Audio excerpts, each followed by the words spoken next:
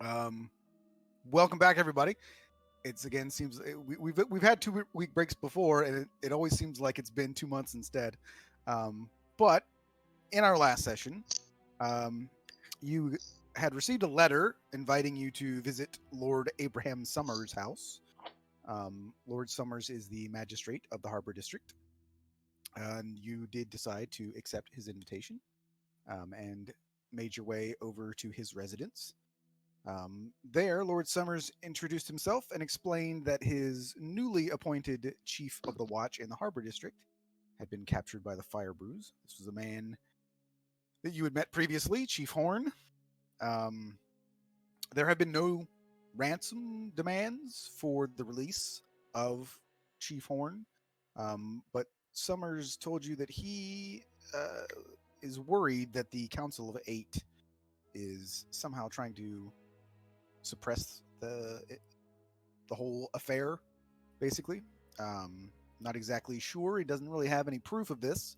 But in addition to asking you to rescue Horn, he also asked if you could possibly investigate any rumors. So go to the party, talk to everybody, see what you hear. Um, so he gave you invitations to this masquerade ball that's being held at a mansion called the Red Castle.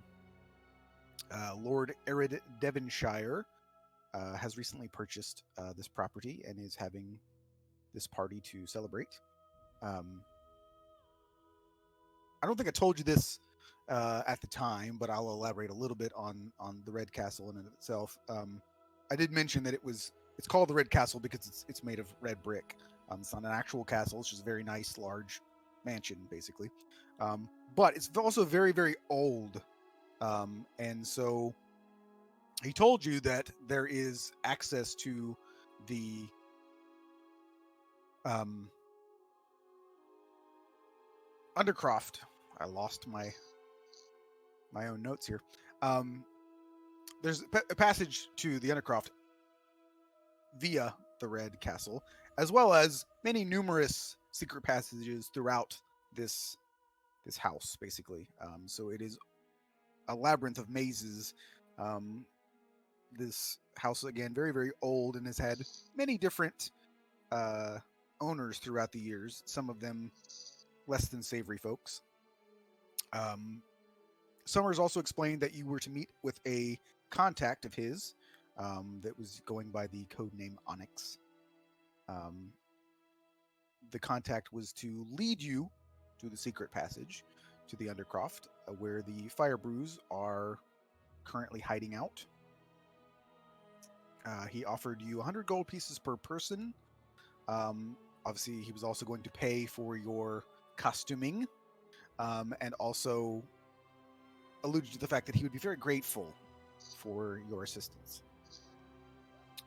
So, you guys went and you got your masks and you got your outfits, and you hid your some items um, under Elowin's dress. So, for all intents and purposes, I mean, you guys have a few weapons, but you none of you have armor because you can't be dressed the way that you're dressed and be wearing armor. Unless there's like some magical like armor that allows you to wear stuff over top of it. I can't remember what it's called, but none of you have it, so it doesn't matter. I Cloud. think it's Glimmer. Yeah. Um, so you made your way over there. You were inspected, but not really all that thoroughly. Again, they're not like patting people down. So nobody was lifting up her dress and trying to look for contraband. So you were all able to successfully get your stuff in. But during combat, you'll have to uncheck your armor on your character sheet so that your AC will drop. You mean if there's combat? Yes, that's because obviously it's a party. There'll be no combat. So your invitations were accepted. You were allowed onto the grounds of the Red Castle, and as you entered into the property, you could see off in the distance the rest of the city, all lit up, and it's quite beautiful. and the moon is full and out brightly in the sky, and you can hear music wafting from inside.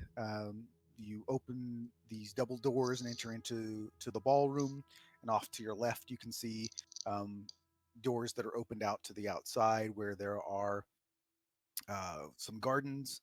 And officially, the rest of this castle is off limits, but you guys did perception checks, I believe, and saw that security isn't especially tight at the moment, at the very least.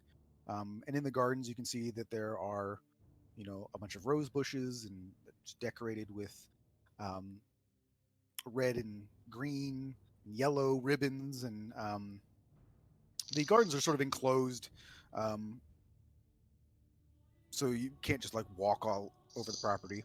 Um, and you can see that there is, in addition to the ballroom, there's a small sort of wooden dance floor that's been sort of set up outside as well, for people to sort of dance together. And there are tables and chairs and benches and places sort of secluded off into the side so people can, have a little more privacy.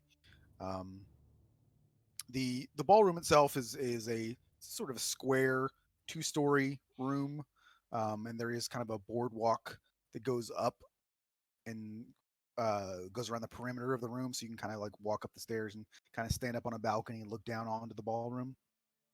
Um, and then on sort of underneath that walkway, there are large tables that have food and drinks. There are actually some large columns that are holding up the roof that are in the surrounding the dance floor as well. And you can see that on those columns there are these big flags of ribbon guard hanging from them. And you can see that is an orchestra also, sort of on a little raised platform off to the right as you were entering those double doors. You can see that it's a very busy party. There's lots and lots of people. It's obvious that everybody's done their best to dress and make an impression.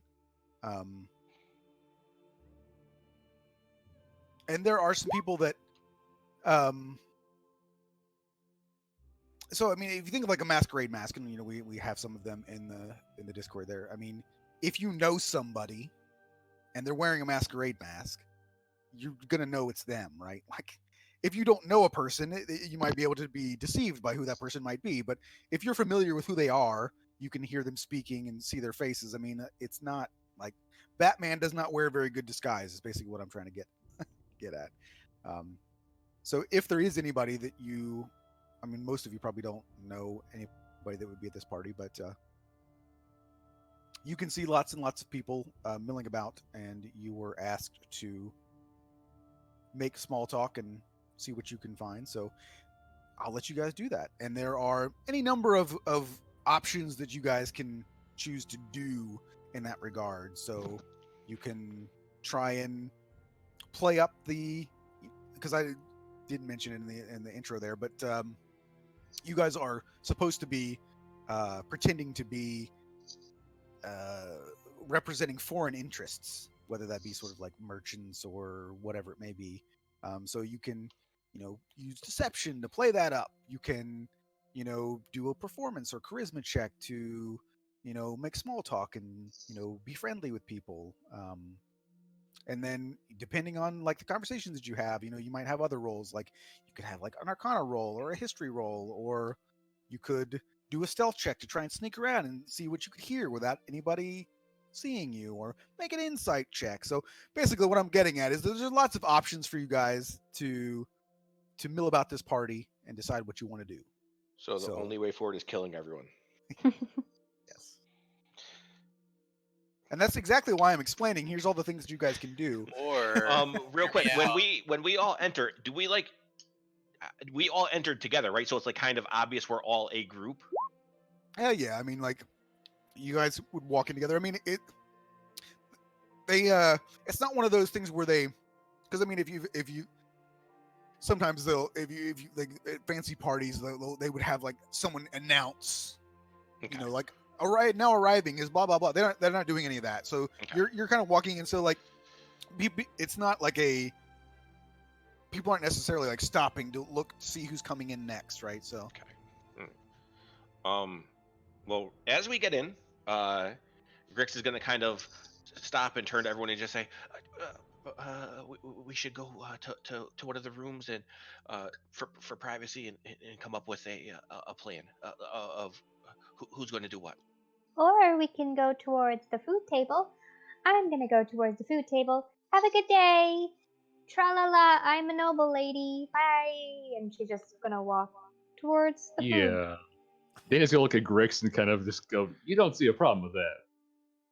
He's gonna kind of it just turn and like kind of fast walk after her. Ah, hell. Berlin, where are you? I'm everywhere and nowhere at the same time. Don't be a smart ass. Dana's gonna look around. Very insightful of you, Verlin. Only when needed.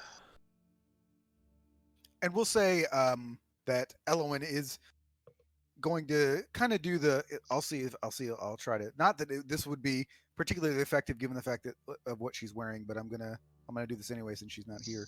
Here we go. So yeah, she's gonna try and mainly because she's carrying all the contraband, she's gonna kind of try and move off to the side a little bit, maybe hang out near the orchestra to kind of, you know, try not to draw too much attention to herself. All right. So, okay, Daniel's gonna find the. Maybe I'm thinking too fancy. I was thinking, is there like a wine fountain here? Is it, or am I thinking too fancy? There wouldn't be any like fountains of anything, no. Okay, so yeah, so Daniel's gonna go over find whatever drink table he can, and using my observant feet, try to see if he can read people's lips and garner any secrets. I can, let me post that for sanity's sake, because otherwise it's sound like I'm talking about my ass. No, I know what you're talking about. It's good. It's a good feat.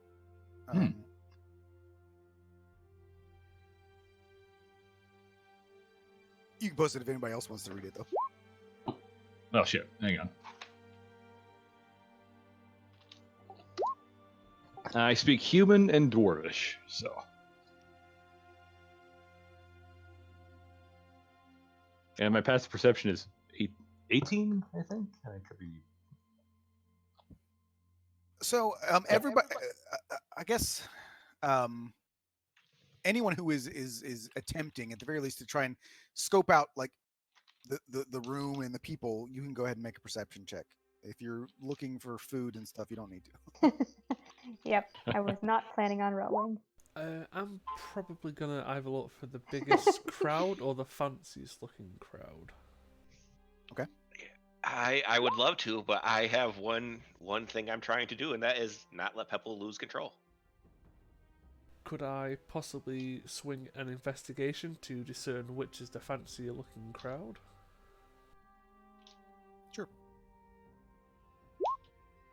Jesus Christ. I mean, it's not a high DC. I mean, like these people. I mean, it's that's a pretty obvious thing, really. Like, I mean, all your rolls are terrible, to be fair. First rolls of the night after 2 weeks. God almighty. So Kill I'll give everyone you- it is. Yep. A lot of options. So I'll kind of give you a rundown of the people, so that you're sort of. I won't necessarily even say that you might recognize some of them. At least Daniel and Grix might like have some idea who they are, just because you guys are from here. So there's a man named Arwen Amesworth. If you want me to post these, I can. Please, please. So the first person that you kind of recognize is Milling, and these are the kind of people that are attracting the most attention, right? So you see people that are surrounding them and talking, and you kind of recognize that these are kind of the most important people, or at least the most intriguing people based on the amount of traffic that they're getting. So Arwen Amesworth is a human man, and he is actually a judge in Rivengard. So, he is actually grew up with Lord Arid Devonshire, and that's the guy who bought this place. So they've been friends for a very long time. The next person that you notice is a woman, also a human. Her name is Cara Dorn. And Cara Dorn is actually a high-ranking priestess of Saloon. So Caden might want to make an attempt to talk to her, possibly. And Caden, you might, I mean, through you were going to the different temples and stuff like that, mainly just yours, but obviously she worships someone else, but she's there. Obviously, Lord Arid Devonshire is there. He's the most popular. And his wife is with him, and her name is Vera. So I'll just put both of them in there. So the very last thing we should do is walk up to her and say, "Hello, Vera." Probably not.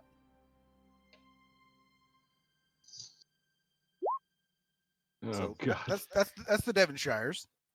And what church was that again? Saloon. Okay.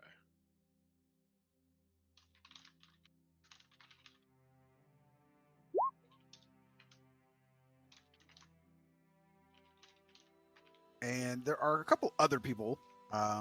There's a priest. He's a halfling.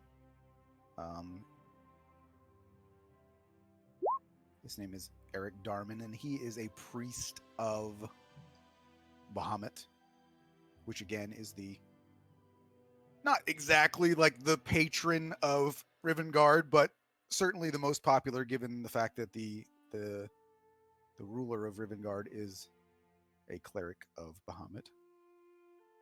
And finally,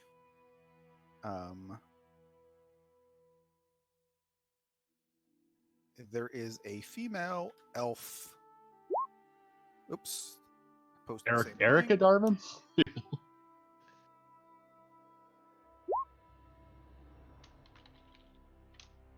Estrella del Osmar is a mage, basically. She's a wizard, or sorcerer of some kind. And you said half elf? No, she's a full elf.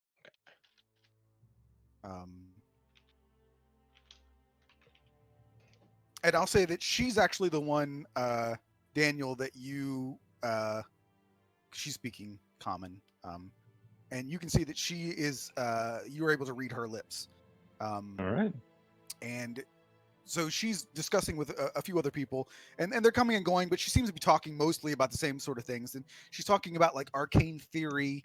She's talking about sort of the natural wonders of the world. And she sort of, you kind of get that she's sort of like having the same conversations over and over again with different people as they're coming up to her. And most people seem to be attempting to ask her questions related to the arcane, basically. But she's doing so with like a smile on her face. So you might find it kind of funny that you're seeing her basically say the same thing over and over and over again to different people. But she seems to be, pleasant and not, allowing the fact that she's repeating herself to become an annoyance. Dana's going to kind of squint at this, and he's going to more or less down whatever glass he has, and he's going to start walking up to her, and he's going to come right next to her, some of the people here, and he still has his wolf mask on, the black wolf mask. Sorry to disappoint, but would you all mind if I take this lovely young lady and the moonlight and have a little dance with her? Tries to put on as most voice possible with the crowd, the inane crowd she's presented herself with. All right, so I guess do a performance check. Would that be performance or persuasion? But I mean, it could be either. I'll let you do whichever one you're actually better at. I think they're probably the same thing, though. Shit. He like spilled Everyone the last must little bit of die. drink on her. Everyone must die. No, when he down his drink, but he probably sounds like some country bumpkin. Yeah. Yeah, she sort of just looks you up and down and kind of just like slowly sort of like just she doesn't say anything. She just kind of like turns her back to you and like sort of walks off with the people that she was talking to. Ah, well, can't blame the guy for trying. Need to learn to. Is it the accent? He kind of scratches his head. But yep. I would like to try to go speak to Cara Dorn. Okay. Is she like surrounded by people? Is she just kind of hanging out there? Yeah, I mean she's talking to people. I mean you go ahead and do like a perception check if you want to see like if you want to get close enough to try and eavesdrop.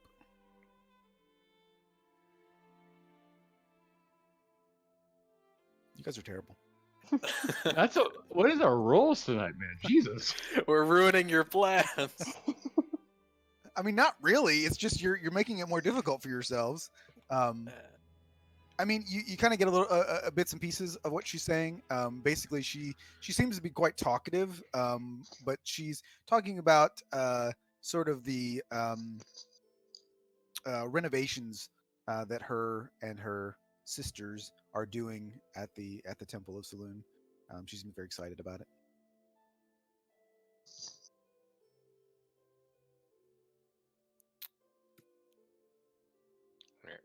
Real quick, after I do that with Pebble, are you actually paying attention now and like not shoveling food into your face?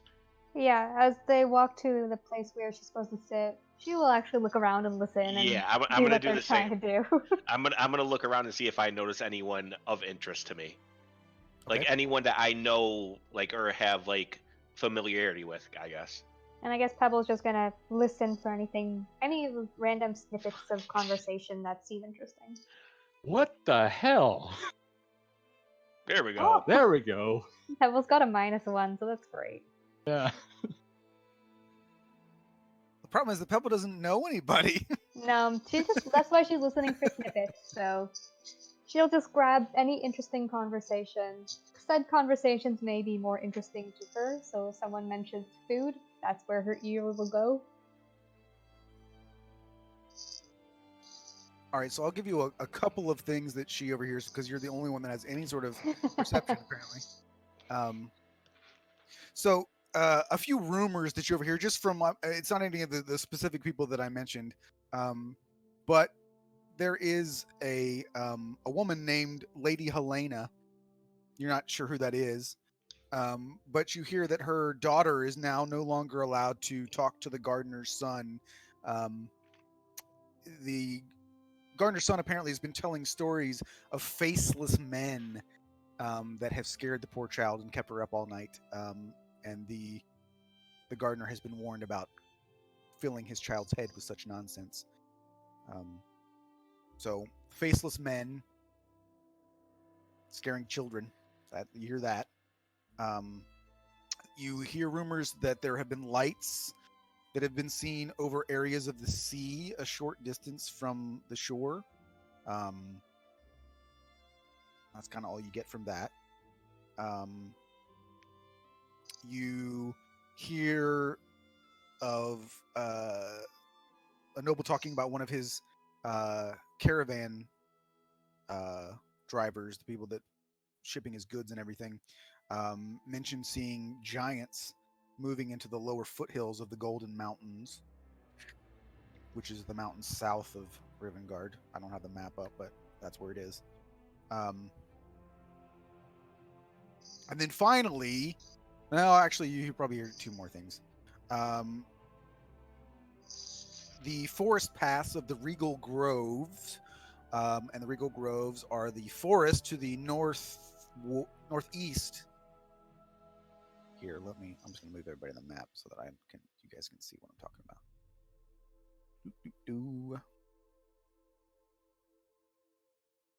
All right, so if you move down to Rivengard, the Regal Groves, and then the Highlands. I think I mentioned mountains, but the Golden Highlands. So in the foothills, giants in the foothills, and in the Regal Grove, the forests have grown very dangerous with shadow creatures and fae attacking traders and hunters. And then the final thing that you hear is that rumors that the king of Tredivoria is ill and that his eldest son is already making claims to. And Rayla, right down here, is the capital of Tredivoria. Shall I say, would the king be calm? No. Oh, that's Ninmar. Never mind. Yep.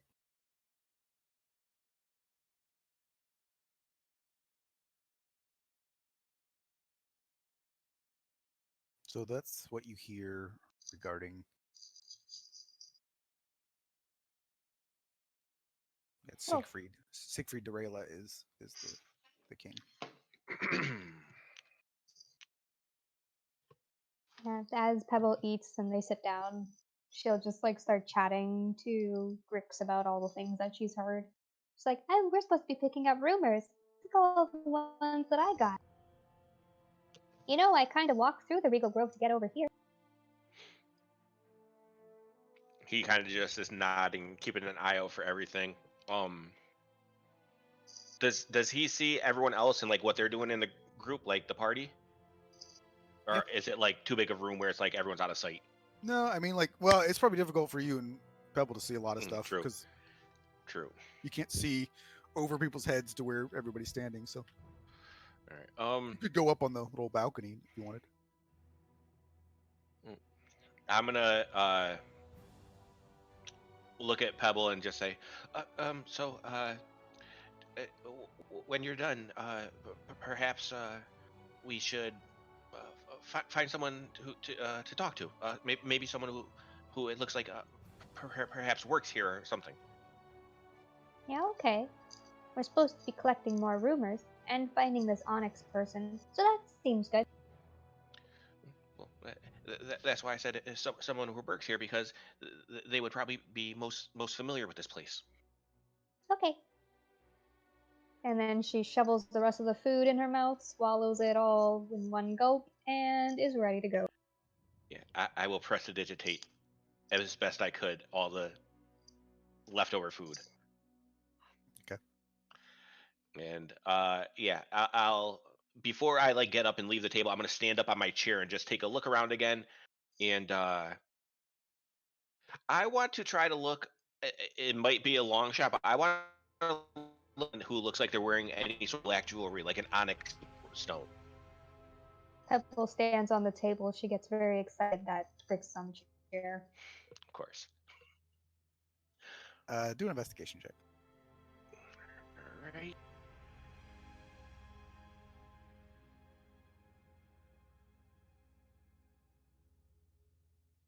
I mean, By you the see, way- you see a few people wearing like onyx jewelry. I mean, nothing that stands out.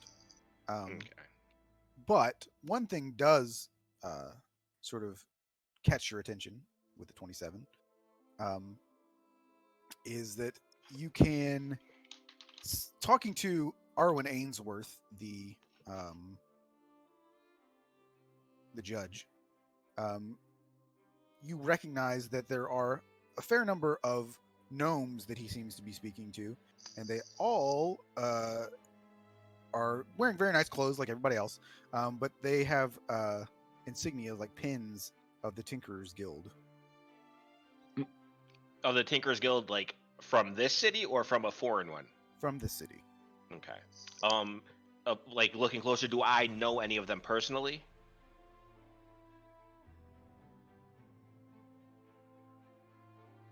Um, Well, I guess instead of like, do I know the person? Like, would I have seen them before or anything like that? Do I know if they work with my father? Like, or do I think I might be able to get away with them not knowing who I am? Well, I mean, again, I mean, the issue is that they are wearing masks, and you're not next to Okay. them. So, I mean, like do you think that you with a 27, you're not, I would say you're like 95% sure that one of them is your father. Okay. I think Daniel will try to find the gnomes. 'Cause I'm not sure what Verlin's doing. And Caleb is. You might want to get Pebble off the table. And then Yeah, I think Daniel's gonna kind of. You can see him kind of scratch his head, like, "Wow, did I really fuck that?" Pebble, Pebble, get off Yeah. the table. No, before he even gets over, as soon as I recognize that, I immediately grab Pebble and pull her back down towards to the chair. You know, And it's he, taller you just if you see stand on. you you just see him like breathing extremely heavily, and he looks pale. What? Yeah, Daniel's gonna come right over next to the table and goes, "You two all right?" Yeah, I'm fine. Grix is not fine. Grix, you seem like you're gonna be sick. No, not, and he kind of just points over toward the general direction and goes, I cannot be, seen by those gnomes. There's more gnomes here? I haven't seen a lot of gnomes in one place, and then she moves towards the gnomes. He tries to grab her and stop it and go, no, very, very bad idea. And unless you stop, he just lets you go, and he kind of just sits there in a bit of a shock. Nope, she's headed over to the gnome. Daniel will stay with Grix just for a moment. He'll kind of look down and goes, he's kind of this very, well, he's wearing a mask, but he would give a very puzzled expression. What's up? You alright, Grix? I wanted to go talk to them because they're and he points out the guy that they're talking to, and he said he might know something, but I'm pretty sure that we wouldn't be able to lie to them about who I am. He kind of pauses. He goes, well, I wouldn't look to lie to him in the first place, but can you be more specific? We're supposed to be representing foreigners. If I went over there and said that, they would know I was lying. Hmm. And he just kind of looks around and is, I need a drink, and he gets up and walks towards alcohol. Yeah, Daniel kind of watch after him, then glance at the Pebble. Decisions. I might as well go with the one that could, once he gets pissed, could blow up the whole building. He's gonna go towards Pebble. All right, so what are Verlin and Kaylin doing? Verlon would be heading over to the Devonshires and seeing if are they in like a big enough group that they're all like sharing stories or comparing who knows who? Not really. I mean, like, so they're not together. So Vera is sort of like moving around to different people, and Lord Devonshire himself, you can see he's kind of get the idea that he's a bit reserved and being very polite, but he doesn't really. You can see that he's not letting anyone sort of monopolize his time. You can see that as he's talking to somebody, you know, he's sort of like exchanging pleasantries, nodding his head, and then sort of like just raising his hand a little bit, and then like, you know, going on to the next person. So there's not a whole lot of like in-depth conversation going on. It's he's dealing with mostly just sort of like everybody coming up and saying hello, and, you know, making their presence known, saying, oh, it's great, we're so happy for you in this great place, and blah blah blah.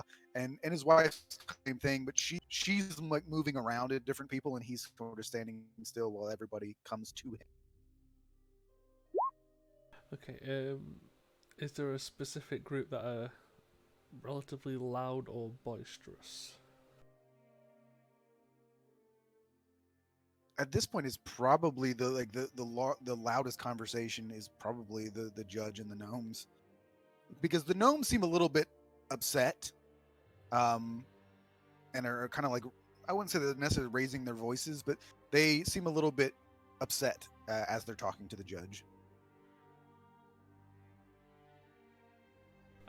If that's the case, I'll rephrase. Are there any groups of socialites talking, like specifically? Yeah, I mean, like you see, um, the mage, the Estrella, is probably the one that's sort of like talking to the snobs, basically. Fair enough. I'll head over there.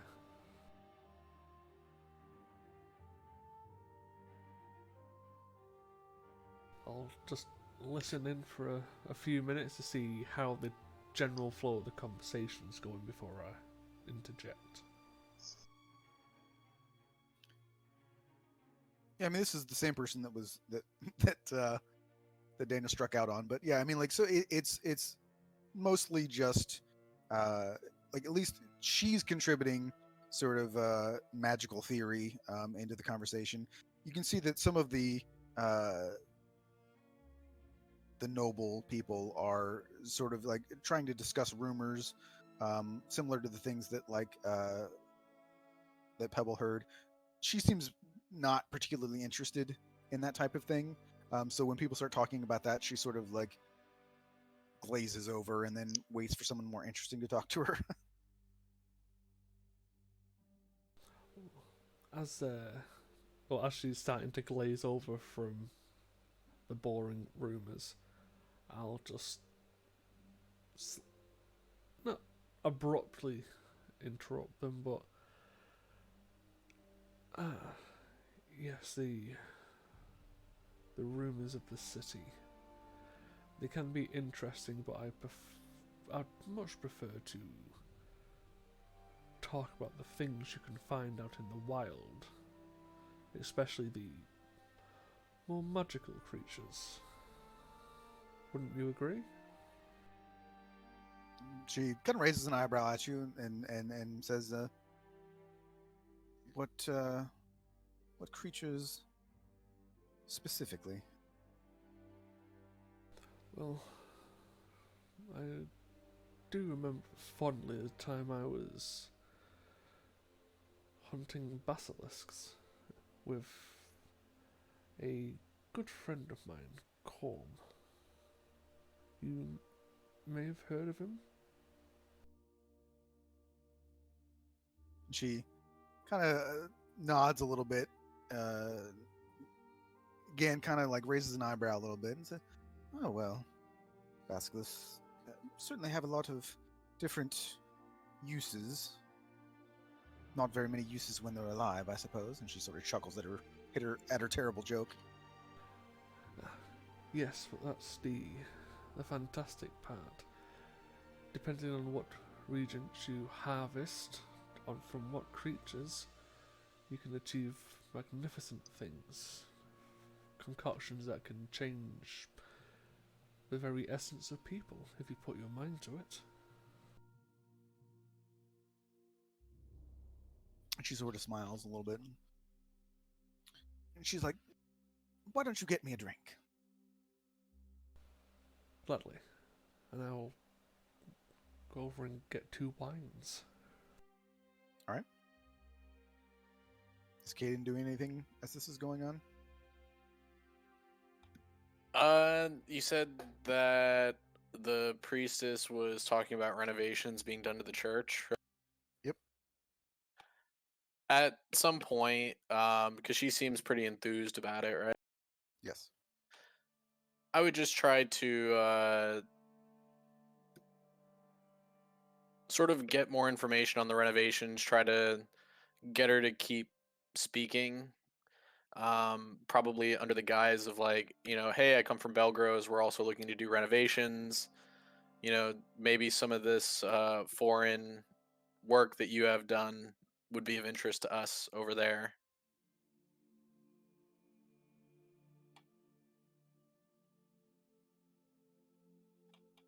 All right. I guess, I mean, So I guess what I'm trying to do is get her to kind of ramble on about the construction and see if there's any point where I can try to veer the conversation into something more interesting. Yep. Do a persuasion check.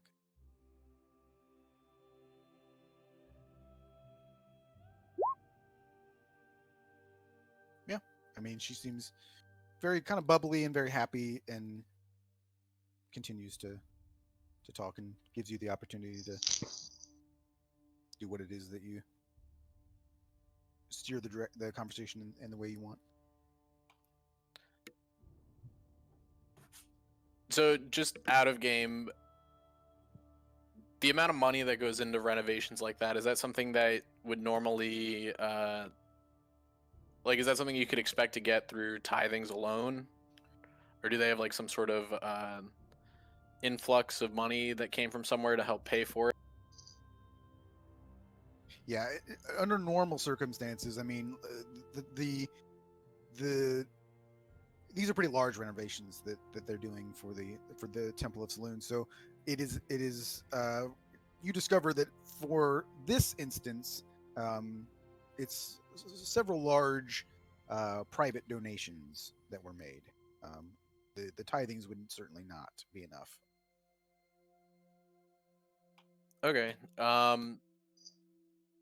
Yeah, then I would try to steer the conversation sort of in that direction towards the donors, just saying like, oh, we're looking for renovations ourselves over in Belgrose, but the renovations that you mentioned are so elaborate. How did you ever manage to afford them? She tells you that it was anonymous donations, actually from Ninmar, that they don't know where it came from, and that's partially why she's so excited about it. Is that, like, it was something that was just sort of gifted to them. They didn't ask for it or do anything for it. So that's why she's particularly happy, is that it wasn't something that they were expecting to be able to do. They just know that it's someone from Ninmar.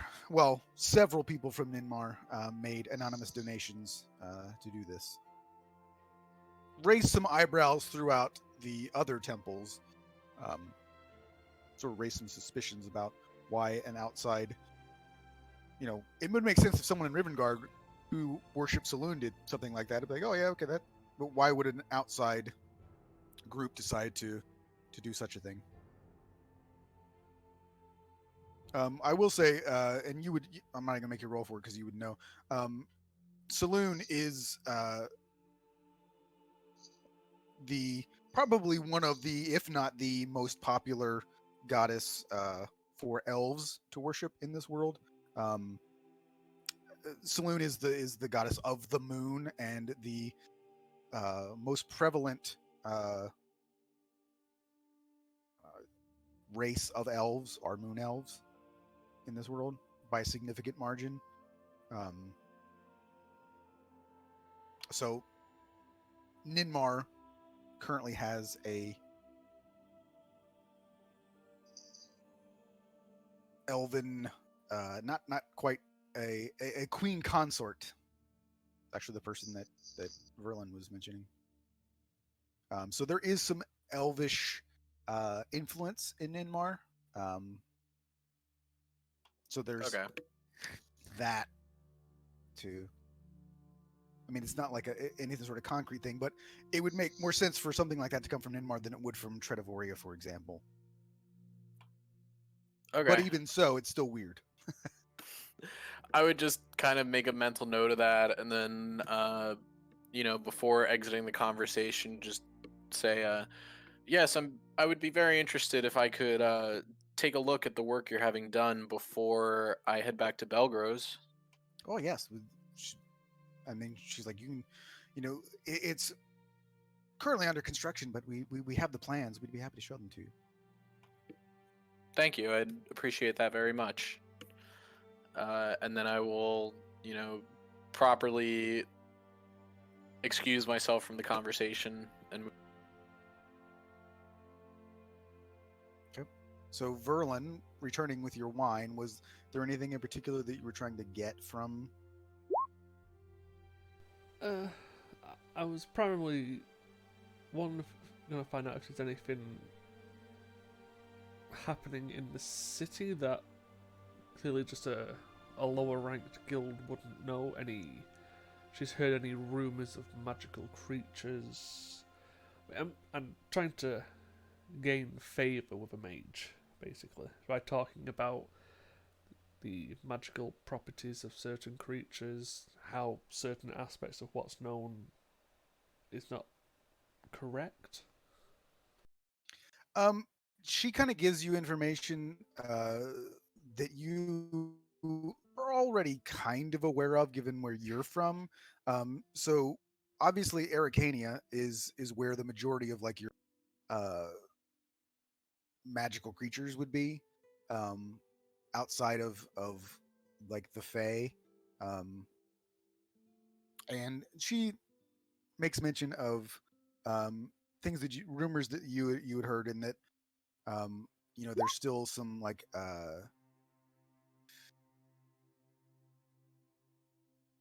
um, rumors of the cult of Telona um, corrupting creatures in Aricania. She finds that very fascinating. And you'd already heard some of that before you came to Rivengard. Yeah, like I said, it was what I was primarily trying to go for was the trying to make myself interesting enough that I may have made a quote unquote friend or contact for a future date. I mean, possibly. Obviously, you would have to tell her what your name is, or if you've come up with a name that you're going to give her. I have. I shall tell her that my name is Raymond. I will put that in chat so people don't feel like I'm calling myself Raymond. Everybody loves Raymond, or at least like Raymond. Yeah. Yeah, so Oh, as long as you have it written down somewhere that you can. Oh yeah, I've got it written down somewhere. Yeah. All right. So yeah, I mean, like, you ask if you can maybe call on her at another time and discuss things, and she agrees. Well, thank you very much for your time. I shouldn't take up too much of it, as there are what seems to be many others vying for your attention tonight. And she sort of nods at you, and as you're sort of like stepping back, somebody immediately sort of like steps in to start talking to her. So Pebble, Mm-hmm. what are you doing? Yep, Pebbles walks straight to the gnome group. Does she notice that they're getting angry? Because her wisdom actually isn't that high.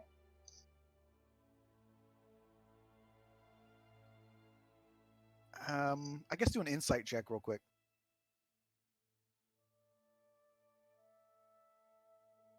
I mean, as you get closer to them, you do kind of notice that at least the one who's currently speaking to the judge, it's kind of like pointing at him. You can see you recognize that he's a little agitated at this point. He's not yelling, but you can see that he's very firmly trying to make a point. may I insight the judge himself, or itself? Good God Almighty! I'm sorry.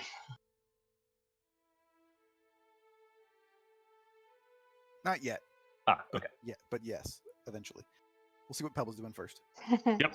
Yep, Pebble will go straight to them and be like, "So, what's all the trouble, fellow gnomes?"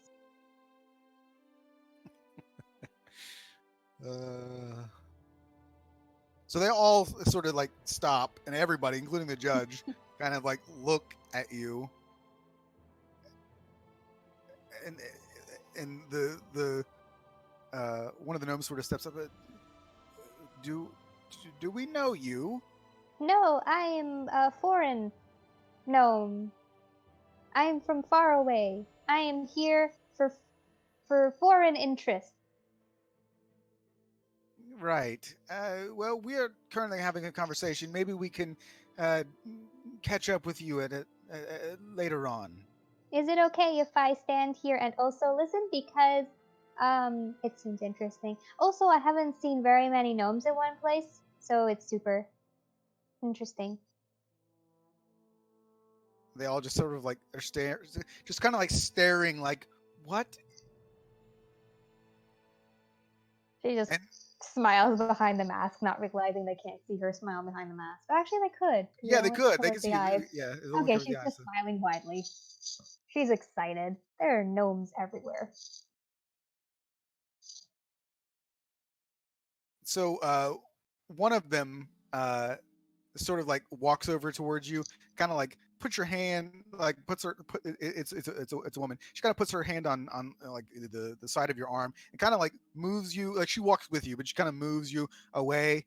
Um, and the rest of them sort of like turn back around and start talking to the judge again.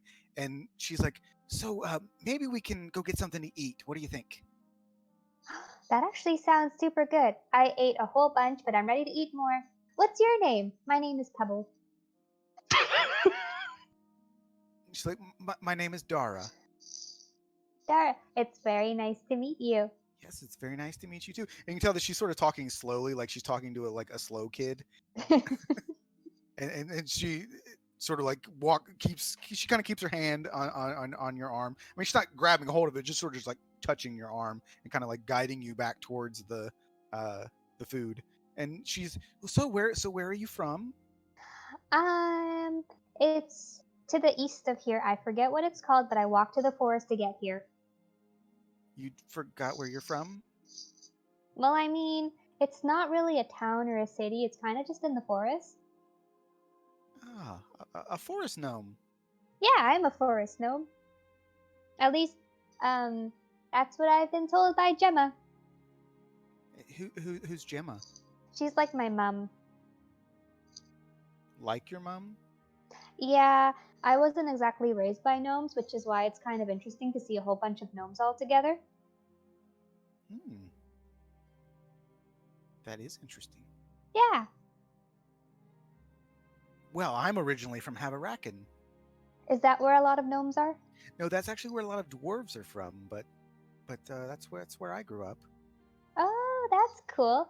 Did you like living with dwarves? They're okay. A little rough around the edges, but they're all right. Yeah, all I know about them is they have big beards.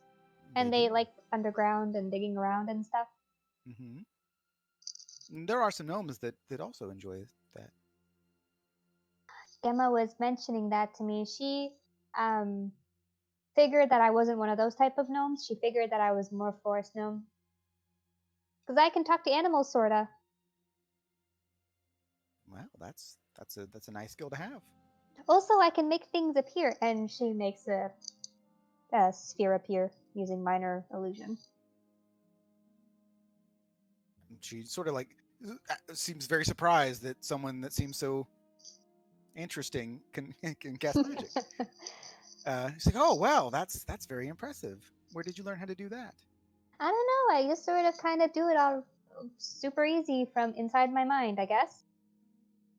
I That can must, also glow if there's magic near me. wow, that's really interesting. Yep. And you can see that now she's just sort of like not really sure what to say, and she just starts eating. Yep. She will also start eating. So in Grix, I mean they're back to your general area at this point. Oh, Grix is probably just sitting back down with another drink. Can I And ask what y'all were chatting over there about? oh, just some disputes about law and trade. Not very interesting. No, I wouldn't mind hearing about it, because I'm for an interest that has interest in the name, so I'm interested in it. I mean, like, I guess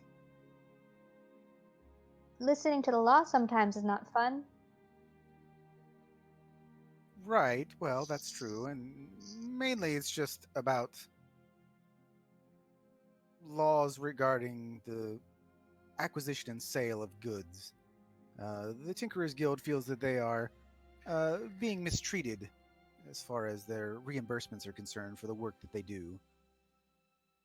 There is a law in place currently that puts a cap on the amount of money that can be reimbursed for certain things when the Tinkerers Guild does so much for the city, and the city only reimburses a small amount and not believed to be too fair, is what the guild believes. She kind of, under the mask, starts looking upset a little bit and is like, that actually seems super rude. I mean, if you're doing the hard work, you need to get all the money that you earned. Exactly. Are you giving the judge a piece of your mind? It sounded like you were. Well, that wasn't the intention, but he seemed to be very dismissive, so everyone decided to state their very strong opinions on the matter, although I don't believe it will do much good. Yeah, she'll nod heavily and then kind of, oh, that doesn't sound too good at all. What if I tried to convince him? I can be convincing sometimes. That doesn't seem like a good idea right now, actually. We'll let the others maybe try and do that while we chat. Oh, that sounds good. I guess I technically don't know a lot about tinkering anyway, even though I know that it's kind of hard to do sometimes. So I'm good just eating and chatting. Oh well, let's do that then. Daniel, were you going to continue walking over to that group as you To saw? the gnomes and the judge, yes, sir. Yeah. All right. So go ahead and you can do like if you want to. It's a quick insight check on the judge before I go too far. Yeah. Yep.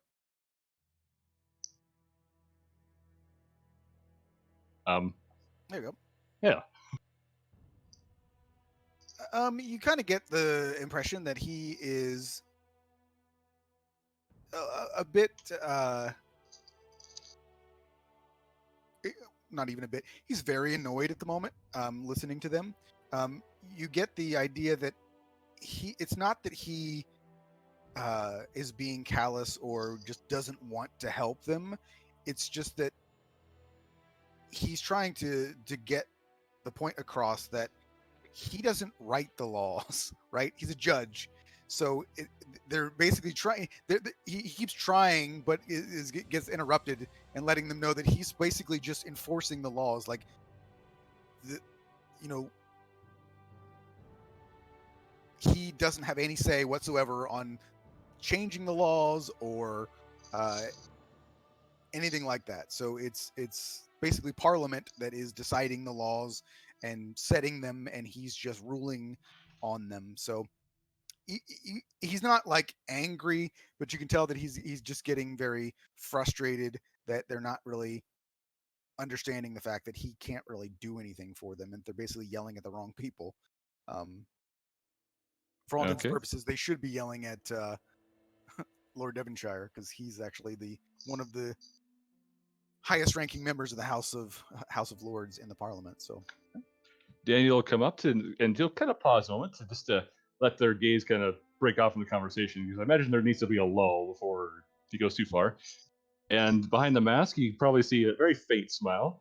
He's going to give a very formal bow to both the judge and the gnomes. Evening, friends. Grace and Mordrin upon you. I don't mean to be callous, friends, but you're raising quite a bit of racket. Do you mind if I ask what exactly is going on here? Merlin Godcrafts, yeah.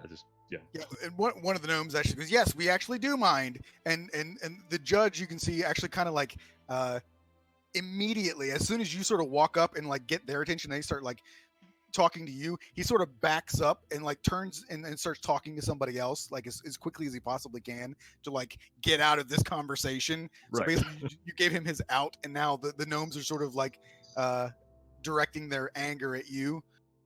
That's okay. He's going to very carefully smile. He's like, well, he's got to make a very obvious glance toward the Tinkerer's Guild. He goes, I imagine there's been some restrictive trade, which is he's got to kind of give like a hinting look, or what kind of posture, I guess I should say. And you can see one of them starts to like speak up and like go off on the same sort of tirade that he was, and then one of the other ones sort of puts his hand on his shoulder and is like, "Let's just go." And they just sort of like get in a big huff and just sort of Friends, like turn around.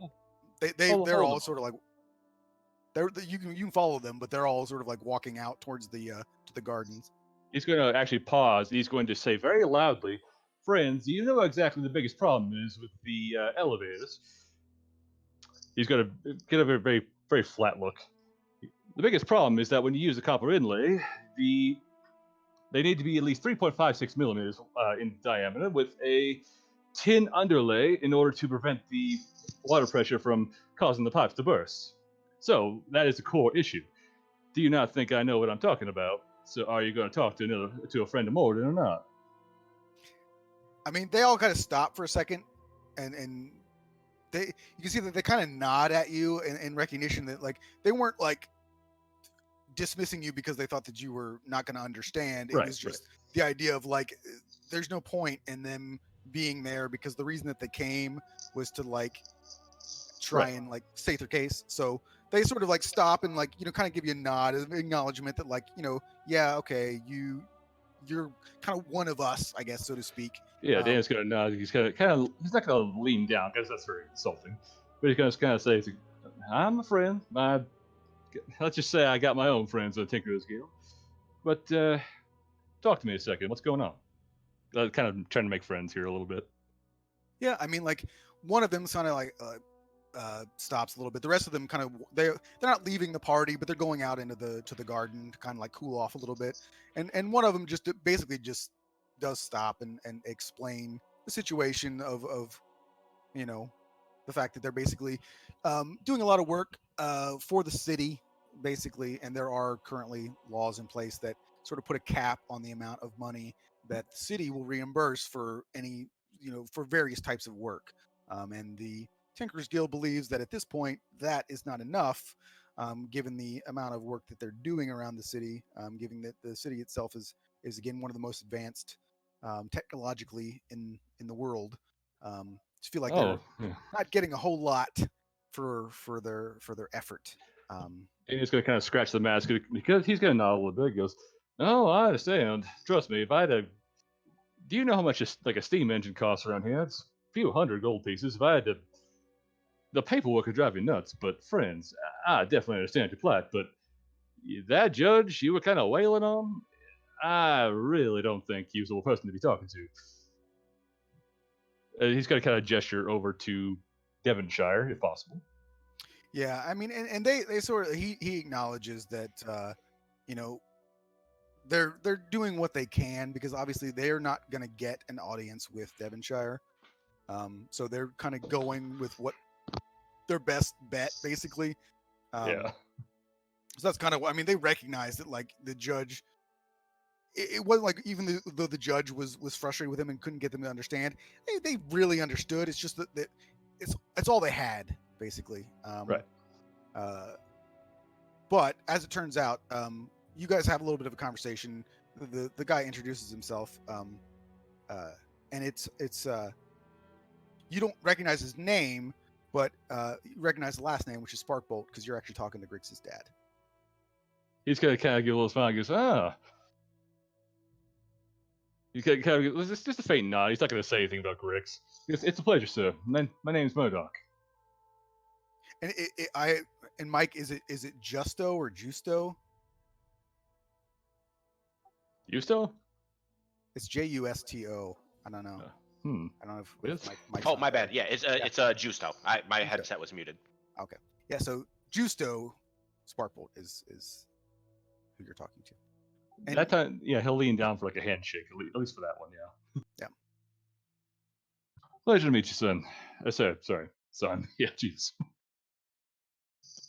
Well, I'm sorry to interrupt the conversation, at least there, but believe me, I get it. Is there any other reason you're in town besides you're up here? Besides, he's going to kind of air quotes, like kind of a sarcastic, generally making acquaintances.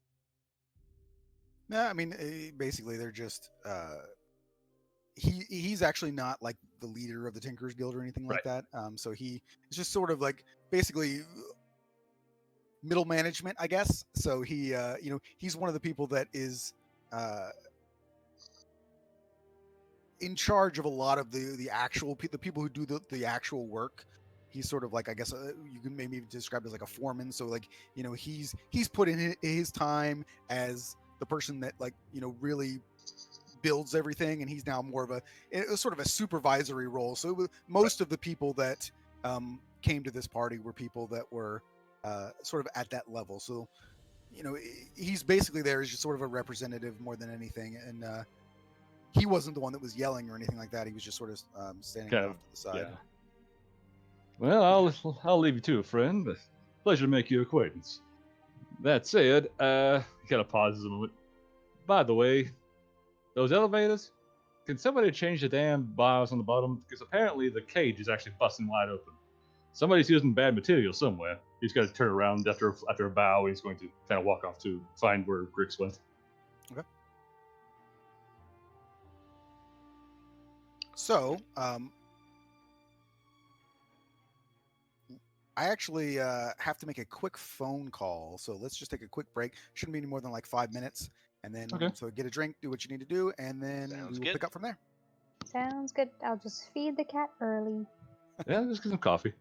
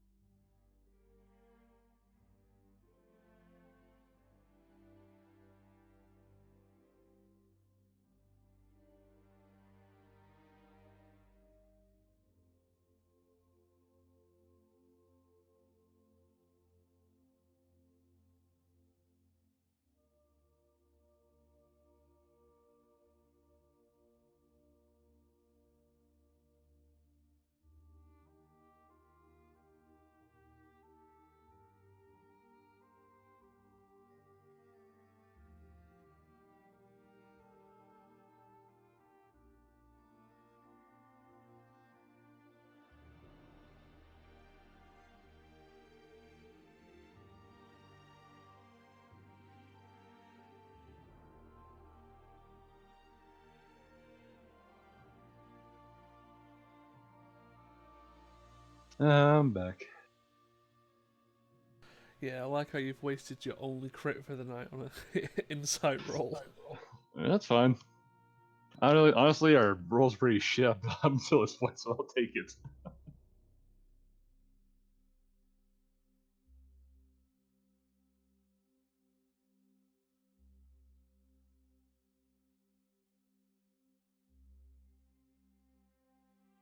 All right, I'm back. And I got some goldfish crackers. Congratulations.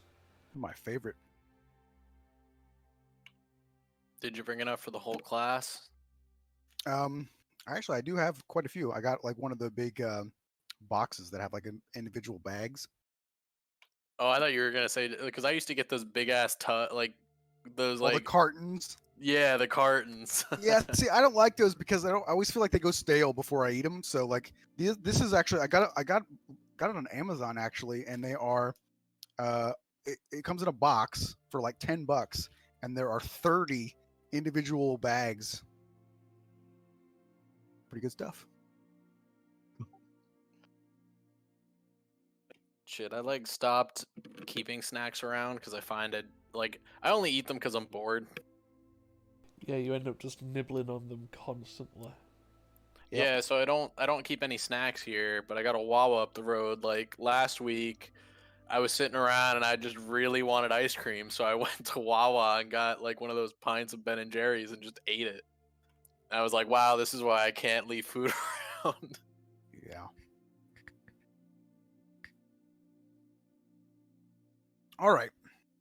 So I don't know. I assume Tara's probably back. Sometimes she comes back and then keeps herself muted. She's still feeding the cat, looks like. So what does everybody else that's back want to do now? Daniel go up to Grix real quick. And he's I'm kind back. of fold. Yeah. Oh, good timing. Holy shit. Daniel's gonna go up to Grix and he's going to fold his arms, kind of chewing on something, not metaphorically chewing on something. Justo Spockbold, huh? He continues just walking away. Well, he's gonna like a half step behind. It's not, because he seems nice enough. What's the deal with you two?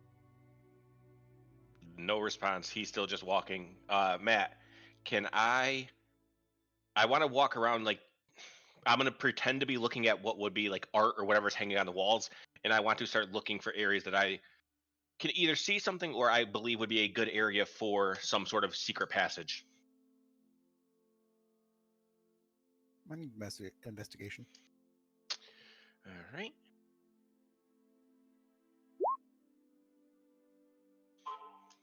Sweet Jesus. It does not appear that there is any sort of secret passages within the ballroom itself. Okay. As I'm walking around, do I notice any like not so well guarded areas that would be like leaving the ballroom that stay inside the residence? Like halls or anything like adjacent rooms, anything? I mean, there are quite a few doors leading to places that you don't know, but yeah, there are probably. I would say there are. I'm not counting the double doors that you walked into that go to the outside, and not counting obviously the doors that go out to the garden. There are, let's see, about 5 different doors. And do they have like guards or anything, or is it just strictly closed doors with just people not really guarding, just kind of everyone walking around? They all have guards. The only door that you see anyone walking in and out of are the door on the far end of the ballroom. It's basically there's a door that's opposite of the double doors that you walked in, and that appears to be like where the waiters and the help are going in and out of. All right. All right. Well, if that's the case, I am going to. And I will say, I think I might have said this last time, but I didn't reiterate it this time. Summers told you that Onyx would actually contact you. Like, you weren't supposed to find Onyx and cutting them. Is that when they were ready, Onyx would contact you guys, basically. Okay. Then I will kind of just continue walking for a few. Stop back by a table with drinks and grab another 2 glasses of wine and head back to the table and place one down in front of one down each in front of the gnomes that are already at the table. So one for Pebble and one for the other gnome, if she's still there, I should say. I mean, it's basically up to Pebble. I think that the person probably would have said, "Yeah, I need to get back to my friends." I don't know what Pebble would have done with that. She would have been fine with that. She would have been okay. Bye. Good luck. Is it okay if I come and see you all in person later? Because I mean, you're all in masks right now. It'd be nice to see a bunch of gnomes without masks on. And she sort of smiles and nods and sort of like gives you basic directions of how to get to the Tinker's Guild. Thank you. It was super nice to meet you. Well, yeah, I'll put one down in front of her and keep one for myself then when I get back. Okay. I met all the gnomes. They were really nice. No, they were pretty. Nods. No, they were pretty nice. Kind of glances at Grix, but he kind of shakes his head a little bit. Goes, "Did you find anything useful there, Bibble?" Just that there's apparently a cap on the stuff that they can make from their stuff that they make, and they don't like it. No surprises there. People have been screwing over the Tinkerers Guild for a long time. It made me kind of upset, and I was going to tell the judge some words, but then Adara told me not to do that, so I didn't. Yeah, that's kind of what I was telling them. They just went to the next best person they could, and he wasn't too interested in helping, I'm afraid. He kind of soft laughed at that. Who are they supposed to actually go to then? He kind of jerks a thumb towards Devonshire. Him. I can go talk to him. Pebble, I ain't a noble. I ain't a noble, and nobody here is noble. I don't think. He kind of glanced at Grix. Tra-la-la, But we're supposed to be noble people. we're foreign dignitaries. We ain't proper. Well, yeah, proper dignitaries. We're supposed to be working for noble people, not nobles ourselves. Oh, Right. okay. We're foreign interests. We're foreign. We have foreign interests. We're from not here. He kind of stares at her for a moment. Like, how many people have you told that tonight? The gnomes. Pebble. But it's the truth. I was wanting to say I want insight there, but that's kind of mean. But he kind of nods regardless. All right, so where's Caden and Verlin? I would rendezvous back with you guys once I'm done speaking to the priest. Ah, there you go, Caden. Find anything fun? Yes, the Church of Saloon here in Rivengard seems to have gotten some massive anonymous donations from out of town. That's curious. How far out of town are we talking? Ninmar, I believe. That's weird. Well, it's good to know, though. Anybody come talk to you yet? I'm sorry. Oh, yeah.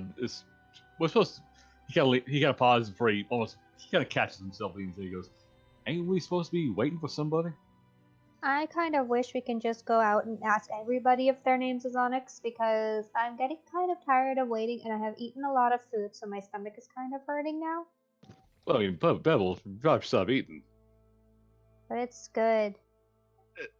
You know what? I can't even argue with that. You can always that one off. It is good food.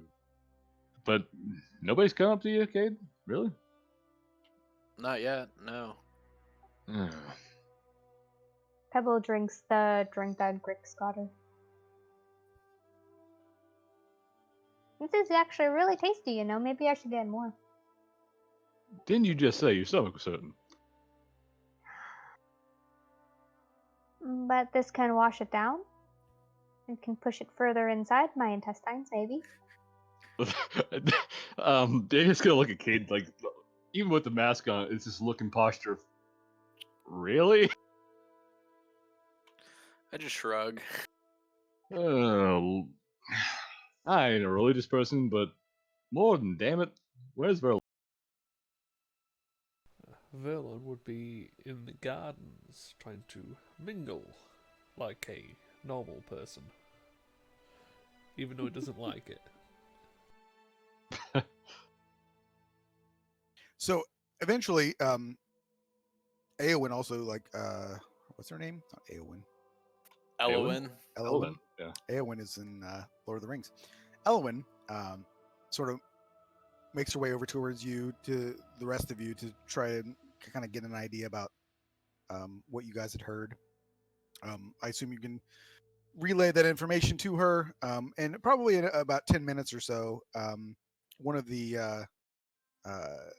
waitresses sort of walks over and introduces herself, as she says that she is the Onyx, actually, and that's all she says. She introduces herself, says that she's the Onyx, and then kind of tells one of you to get your friend, referring to Verlin, and to follow her. I'll go get him. I think I trust Caden with you more than anybody. And so, like, you notice that, like, as soon as she sort of says that, then you can see that she starts, cleaning up and doing some stuff around, like, the tables and stuff to sort of make it not obvious that she's actually talking to all of you, waiting for Daniel and Verlin to get. He's gonna kind of wander around for a little bit before going realizing, oh, the kind of goes out to the gardens, and kind of pokes his head around. Valen, oh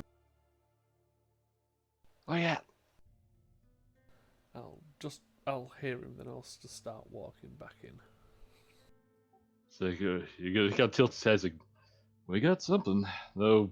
I hope you're having better luck than us at this point. Well, I managed to have a nice conversation with the mage. That's about it. Yeah, so definitely had better luck than some of us. Apparently, Grix's dad is here. Sorry. Oh, good for Grix.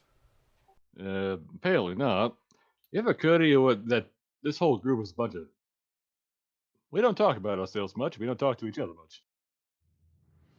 You gotta shake his head at that. That's what happens when you've not known each other too long. I suppose, but we work together. We gotta know something. Oh well. Back to work. So as you guys make your way back, the Onyx sort of motions for all of you to follow her, and she actually takes you out the front doors, as if so you're sort of leaving basically. Kind of get the idea that that's probably actually the most inconspicuous thing that you guys could do, because going through any of those doors or back into the room where the help is probably not a particularly good idea. So she walks you around the side of the building, and you can see that there are not any guards on this other side of they're all sort of focused on the garden. And you can see that she's moving with a very determined pace and is not like trying to explain anything to any of you. And as you sort of get around to the back side of the house, sort of the opposite side of the gardens, you can see that there is actually a cellar entrance, and she opens that up. You guys, I assume, then follow her down, and you end up in basically what is a wine cellar. She goes again, very determined, walks over to one of these casks that it's in the far side of the room there, and she makes this series of knocks on the casket itself, and you can see that these are like very, very large wine casks, probably about 5 feet from the radius of the barrels themselves. And after these sort of series of knocks, you can see that like the front of this barrel actually opens up, and you can see that there's actually a it's hollow, and like it is basically an entrance that you can some of you can walk in, others would have to sort of crouch down because it's 5 feet tall, which is pretty big, but some of you are taller than 5 feet. But she sort of like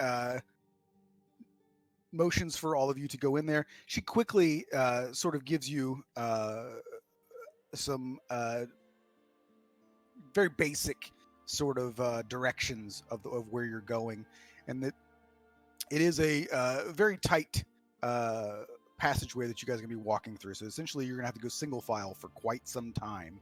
But she explains like what intersections you're looking for, which way to turn, and then eventually you're going to make your way to what will appear like a solid wall, but will actually have the symbol of saloon on it. And once you see that, you'll know that you are where you need to be. And she explains the way to sort of open up that passage. it's you have to touch the different parts of the symbol, because saloon symbol is like 7 stars. It's like a star pattern. So she's sort of like in fact, actually, I think she would give you sort of a piece of paper that would show, because it's hard to necessarily remember the order in which you're supposed to touch each part of the symbol. There you go. And that will open up the passageway to get in. So she does not believe that the fire brews even know that this exists. So this is the safest way to get to where you're going. However, she does caution you that you're still it's extremely dangerous, and that if you try to storm the castle, as it were, bad things will probably happen. So just as a fair warning on that. And then she sort of like tells you all to for Pebble and Elwyn in particular, she says if you would like to get out of that dress, she'll take it, so that you know it's not just left somewhere. She offers you guys some sort of like basically just common clothes, basically just like some trousers and like The not fancy clothes. the not fancy clothes. So in D&D terms, she offers you some common clothes that you can sort of change out of into something comfortable. She unfortunately doesn't have anything to give you other than that, so she's not giving you any armor or anything like that. She doesn't have anything for the man, so you guys are stuck in your nice outfits. But if you'd like to like take off your jacket and all that kind of stuff, she'll take that as well. But you can tell that she's in quite a bit of hurry at this point, so she's like trying to hurry everybody along so that she can get back to what she's doing without getting caught, basically. That's okay. I kind of want to keep running around in a dress, but you can take the mask away. I didn't really like that over my face. And she puts the mask in her hand and stays in her dress. Okay. I'm going to assume that Elwyn is going to take her dress, because it's the big, huge dress that had all everybody's Yeah, stuff in take it. the bell cage off it. Yeah. So yeah, I'm pretty sure she would probably take the common clothes. I mean, I'm kind of just in like a robe anyway. I'm kind of used to it, so I'm all good. Yeah, Valen will. No point of changing. All right. So does everybody know what equipment you have then? I've already got it marked. Yep. I have everything that I would normally need. Yeah, she's got her she's got her short sword, a couple of guns, a lot of bullets, some blowguns, such like that. No armor. And no healing potions, right? No. I don't think any of us had any anyway. Yeah, most of what I was bringing was just like, I think I have my holy symbol, and a flask with alcohol / nightshade. Yep. Before she leaves, real quick, can I just do you have any idea how far we will have to travel before we get to where the fire brews are aware that everything is open? She tells you that given that she can't guarantee that there aren't some collapsed debris that you may have to clear out of the way.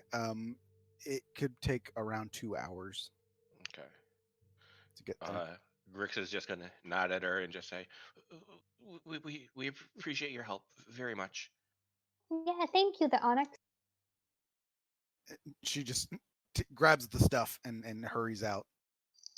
And with that said, Grix is going to cast Mage Armor, turn around, and just start walking. And as he's walking away, he kind of just trails off. We can have torch for now, but we will be walking in the dark when we get closer. And he just walks. Yeah, it seems like we gotta be really sneaky if we want to be safe. And she follows.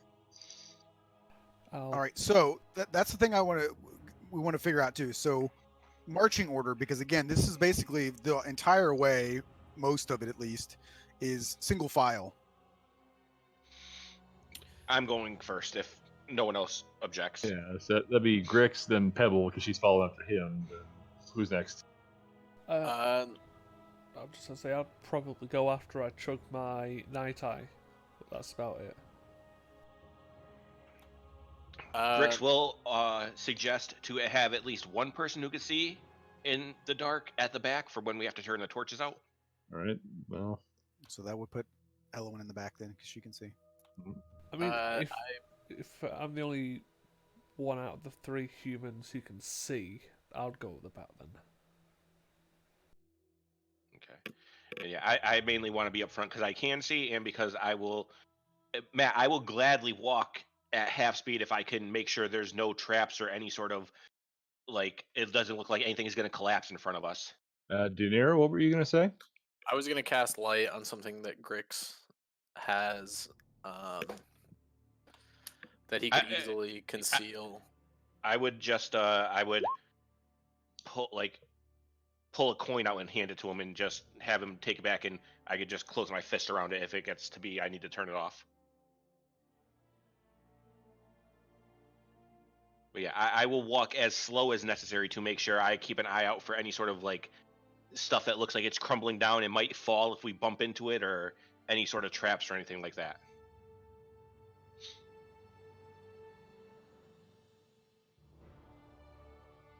So Verlin's the tallest, I believe. He's 6'4". Yes.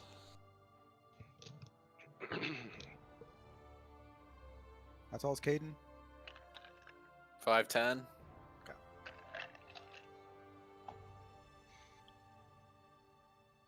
So the big guy's trailing in the back. Which is funny because now I'm realizing, based on the, actually maybe not exactly. How tall is Grix? Grix is very small. He is 3'7", which he is very proud of because the average is 3'6". Okay. So Pebble's the shortest, but actually it was almost a perfect straight from shortest to tallest in the order that you guys were walking. But Pebble would have to be in the front for it to be perfect. But I could just cast enlarge on her. So yeah, the tunnel itself. I mean, the gnomes don't have much of a problem. Elowen is not particularly tall, and she's an elf, so she's fairly slender. So she doesn't have much of a problem. Daniel and Verlin probably have to, from time to time, have to turn sideways and kind of shuffle as you're walking. Might have to, drop your neck a little bit to at some of the smaller areas. I mean, you can see that like this is a this tunnel that you're in right now doesn't really appear to be part of the sort of main thoroughfare, obviously, of the Undercroft. This appears to be something that someone had dug by hand quite a very, very long time ago. I mean, like this doesn't appear to be recent or anything like that, but you kind of get the impression as you're walking, and again, this is going to take a while, that this was something that somebody sort of they were going one way, right? So they just started digging, and it's a person who built this, right? That's why it's essentially single file, is that one person was digging through here to like make their way. And you notice that the tunnels sort of like meander, like where maybe they were digging and they just sort of got like lost their bearings a little bit, and you'll see a lot of small little like branches that go off and then stop, and then so they went back and went another direction as they sort of realized that they were going the wrong way.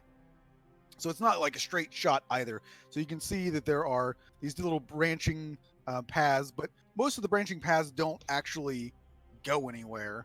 But the directions that the Onyx gave you are pretty clear. So there really aren't too many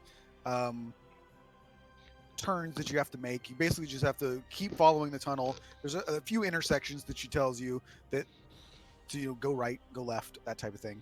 But as you're going through, I mean, it really is just sort of like a maze, and it's very, very easy to sort of like lose what direction you're actually going, whether it be north or south and that type of thing. But again, easy to follow directions, so you're pretty confident that you're not going to get lost. But you notice that the tunnels are quite damp, and you can see that there are, uh, you know, there's some water that's sort of like pooling on the floor. It gets a little bit slippery.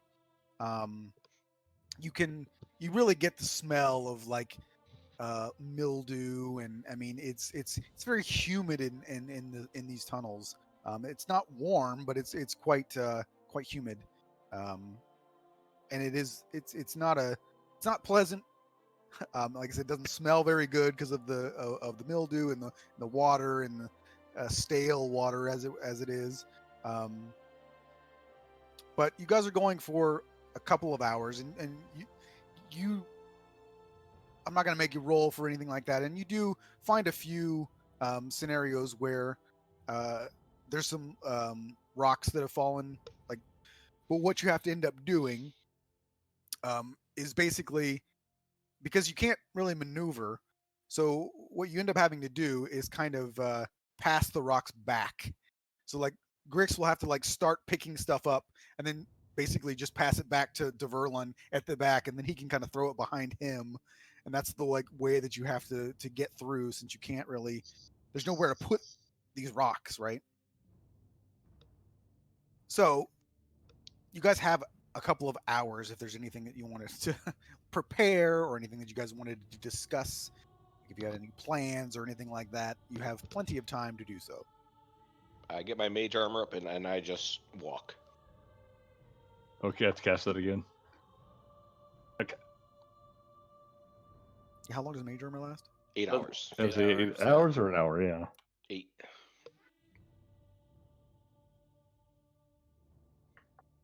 Rescuing this guy better be worth all the trouble. Yeah, this is really annoying. Bricks, you should just make me so I can smash stuff, and then we don't have to keep moving rocks around like this. If you tried to just smash it, more would likely fall on top of you. Yeah, let's Oh. not bash willy-nilly if we can help it. How you doing back there? Can I call back to Caden and go forward to Caden back to Verlin? I've been better. I've been in smaller holes, so it's fine. I'm not just- sure I want to know on that one. I'll cast light on the coin periodically as we're walking through, just to keep it going. All right. So I'm going to move you all to a map. So does that automatically mean combat? No. No. It's just we have to carefully maneuver a social situation that's about to pop. It's all black. Okay. You will be in the upper left-hand corner, and I'm going to put a torch here. So Upper right. upper right. Sorry, yeah. And Matt, real quick, just when we're getting towards the end of the directions, Grix will completely just he either turns around and asks Caden to to get rid of light, or he just holds it in his hand, in his palm clenched, and he just kind of we can't risk being seen. So sorry, no more light.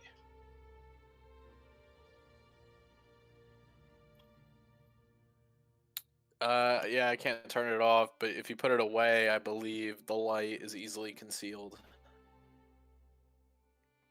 Yeah. That's fine. Put it in Yeah, your he'll pocket. put it in his like little. His coat of many pockets. So And, can everybody see the torch? Those of you without. I cannot. You're not. No. Plus, at the moment, I technically have dark vision.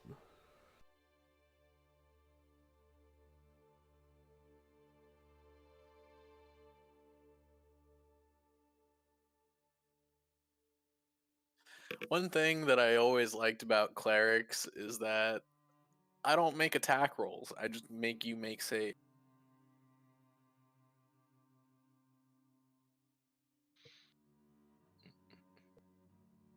See, this makes no sense because when I move the the torch there. I see it with the light projecting. Interesting. I don't see light projecting from it. Let me. Well, actually, yes, I do. real Yes, I quick. do. It's hard to tell when you actually have dark vision. Yeah, I'll try and reload, see if that helps. You should be in the very upper right-hand corner of the map.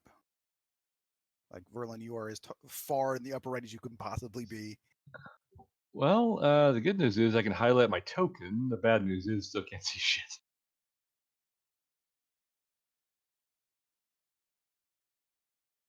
They added a new dynamic lighting thing here, too. It's interesting.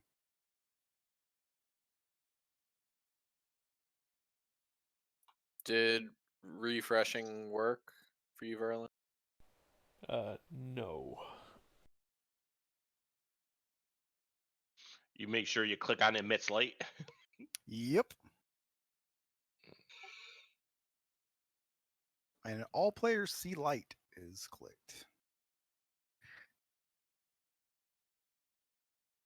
Did you set? Is it something that's like you have vision on the tokens? Yeah, just about to ask. Did you set? Let's take a quick look. Yeah.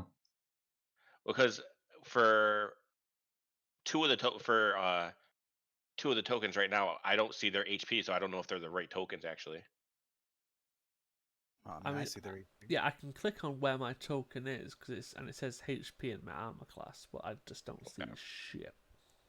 Now I see it. What'd you do? Yeah, I can see it.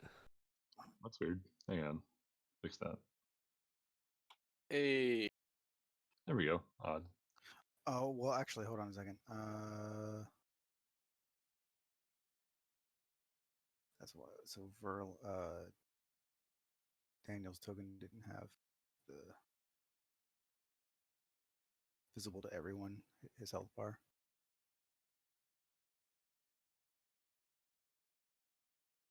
All right. So that should everybody should see something.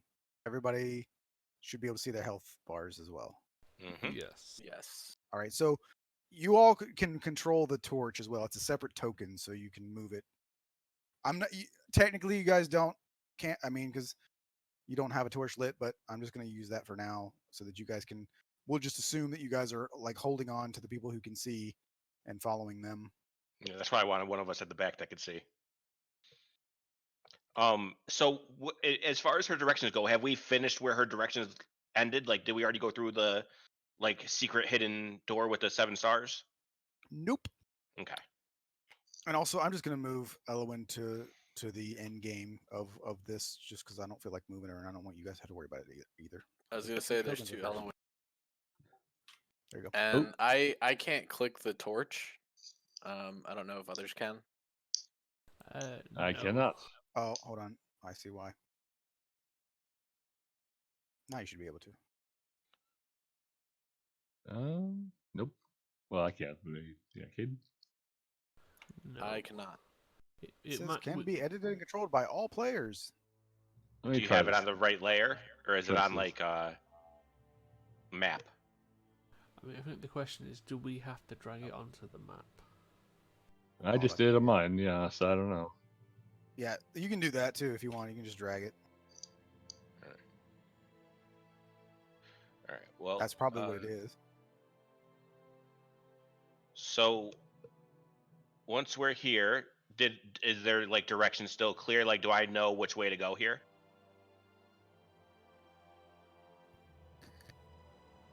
If you take one step, you'll be able to tell which way you're going. I think we're supposed to go to the left. All right. Yeah. So just knowing we're kind of getting close to the end, I'm going to kind of stop real quick and look over my shoulder and whisper back, like, we should start trying to be more quiet. And I'm going to try to be very stealthy. Yep. Mm-hmm. Ooh. Eh. Oh. Nice. The joy of not wearing heavy armor. Even if Yeah. you did wear heavy armor, actually, Caden, you would have been fine this time. Nah, I don't wear heavy armor. All right. Yeah, that's all. You're all pretty good. And There goes my good roll. And every time we're like getting up to the end or like a corner's coming up, I'm gonna go ahead right here real quick, stop and kind of take a listen to see if I hear any movement or anything. Where did you guys go up? I'm having trouble Yes. Yes. We're going. over this way. Sorry, hang on. There we go. Yeah, so I will try to perceive. And Caden, just so you know, if you like My torch stopped giving light. What were you saying? I was gonna say you could like select your torch and your own token at the same time and just move them together. Yeah, I did, but when I moved them together, the walls were preventing me from moving. Gotcha. There we go.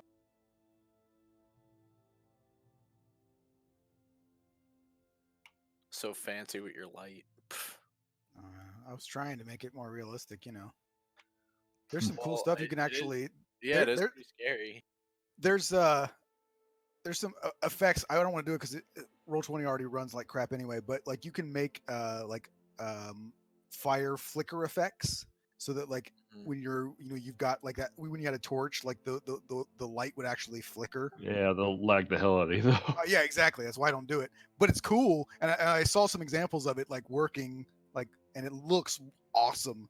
But I was like, nah, it's just like Roll20 is already crap anyway. I'm not gonna do that. Does look cool though. So you hear water Okay. dripping. I'm gonna take a quick look around here. It's I'm dead. gonna look back to Pebble and say, hold on 1 second, and just kind of, okay, it's another dead end, and come back.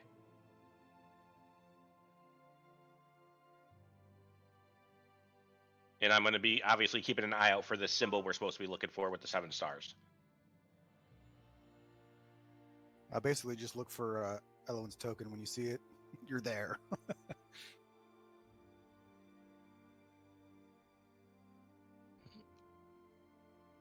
Is this actually supposed to have a hole right here? Yes. Okay, can I peek into it? Yep. Yeah, I'm gonna peek in and see if I notice anything in there. It What would appears be to be like there was like a path that has been partially collapsed. That's why it's like Okay. hard to. Yeah, so we can't actually get past So- side of Someone with a working torch go. I can't see. Well, that's our. Well, there we go. We're reeling it. Yeah, I'm just moving both the torch token and my own with the keyboard. Yeah, no. So I was moving my torch token, but my torch token isn't emitting.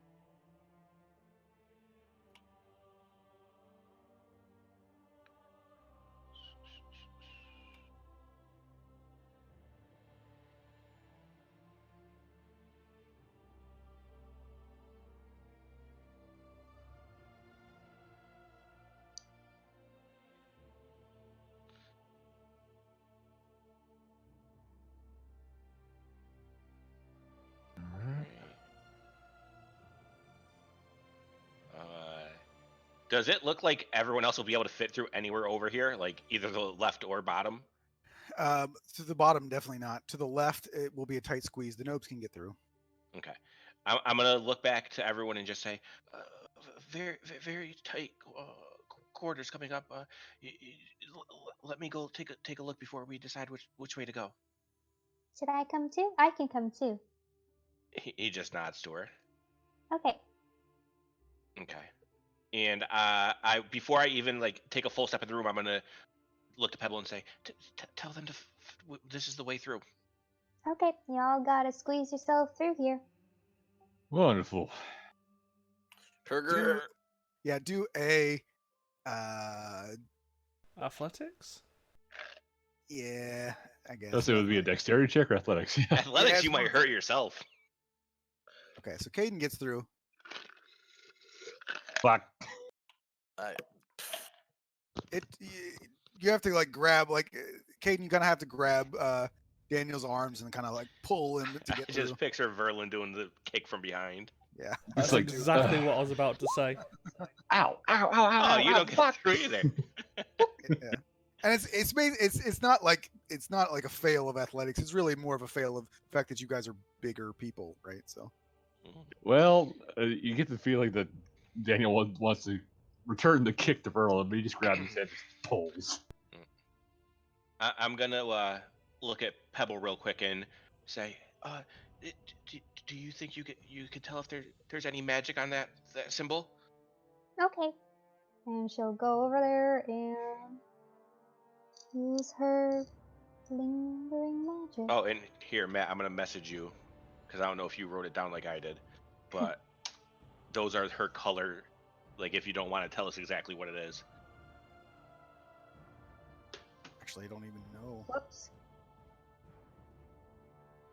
She also recklessly punched it. attacks the She door. punches the door. Yeah. Well, I believe as long as it's not white, which she said is blood magic, we should be fine. I mean, evocation wouldn't be a good one. It's red. Abjuration? Okay. So it's like protection. All right. So then, yeah, I will. I'll go ahead and I'll just say, excuse me, and I'll just push the stars in the correct order. All right. And it the door itself actually is quite it looks quite heavy, like made out of stone, and it actually slides into the wall to the northern side and then opens up. Okay. And I will go in and just take a quick look around and wave everyone to follow. And you kind of get the idea that it looks you see some water running here, and you assume that at some point this may have been like a bit of like a sewer, but this doesn't appear to be like sewer water. Again, remember that the Undercroft is like a sort of like an undercity in and of itself, so you would technically be under the sewers that you were in before. Okay. So it's not nearly as bad as the last time we were in this predicament. Correct. So that this water appears to be relatively clean. You wouldn't want to drink it, but it's not. It does not strike you as sewage water. Okay. All right. Well, in that case, do we need to do more stealth checks now that we like went through another door or anything? If you'd like to. Well, I still want to be quiet, so yeah. If we have to redo them, I'm definitely gonna go ahead and another 20. Nope. Oh, come on, I mean, Pebble. better. Pebble's just splashing around with the water in her dress. Yeah, I actually don't know what my health was before the level up now. Yeah, they say 36 is what Dan had before. It's like, what? That's not right. They rolled a 2 last time. But then 2 plus 2. You guys can update it now if you want. You know, see what the hell. Oh, but I don't remember if I did or not. We'll You just can leave check it the where it's game at. recordings at some point. Yeah. Well, yeah. Trying to be quiet, but probably not doing too great. We're gonna keep moving forward. In this area, I want to try to keep an active eye out for like traps because it kind of sounded like what she explained to us. They didn't know about the passageways before this, but they probably do know about these ones. So I want to make sure these ones are not like going to explode as we walk through. Yep. If you want to just use my passive investigation, it is a 18. Yeah, that's probably better than you'd roll most of the time. So Yeah, I mean, I'd be stopping at every corner, rolling and rolling, rolling.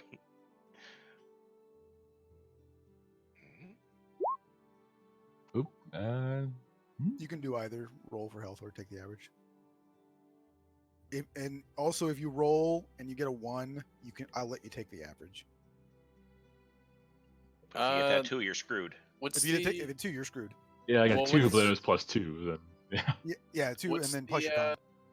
what's the number on a D8? Isn't it like 5. 5 or something? 5, yeah. I'll just Plus your take the con. 5. +3, so 8.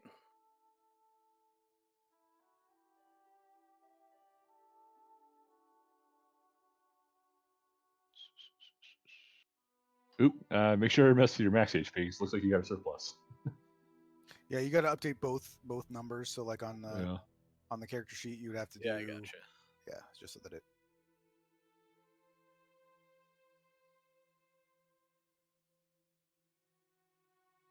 And he's gonna take out the blowgun because making noise in here is probably a bad idea. All right, we're coming up to another little intersection. I'll peek my head around, and I'll stop everyone. You know, it's a bad day when the Blood Hunter has more hit points than the Barbarian. Yeah, but she has an AC that's like ungodly. Yeah. And I'm going to stop and look at everyone and point down this way, and not actually like speak out loud, but just like mouth the word light this way. Also, that little like there's a gate right there. I didn't mark Yep. it off, but yeah. No, I see the gate. Yeah.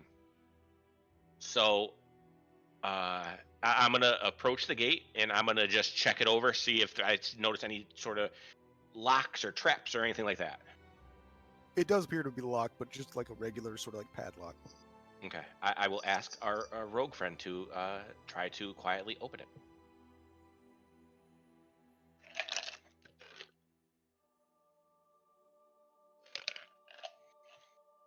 Why is there an apostrophe on the? Never mind.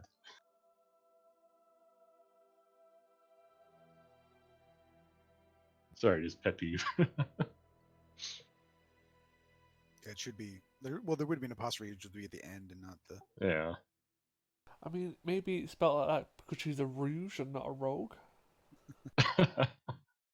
The lock appears to be quite rusted and old, so even a 12 is able to actually get it open. All right. And we don't have these torches actually lit right now, right?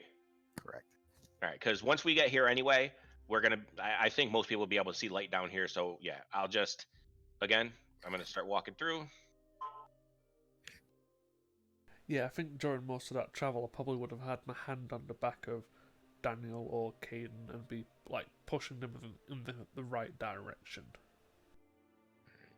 Well, And again, before I ask her to open it, I'm gonna just take a listen to see if I hear any sort of movement coming from out or the other side. All right, good perception. Yeah, you hear voices. From any specific direction, or is it kind of just all around?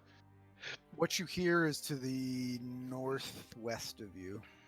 Okay, so I'll put my finger up to my lips like shush, and I'm gonna just do like make my hand in a mouth talking motion and point up in that direction, and then move out of the way so she could try to unlock this too. Give me just a second here. Really need Daniel. to need to teach everyone how to do sign language.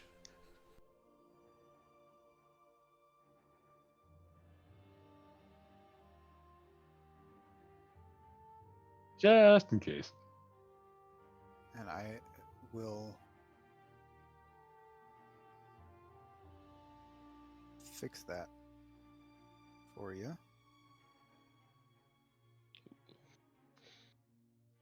So now it's the proper apostrophe.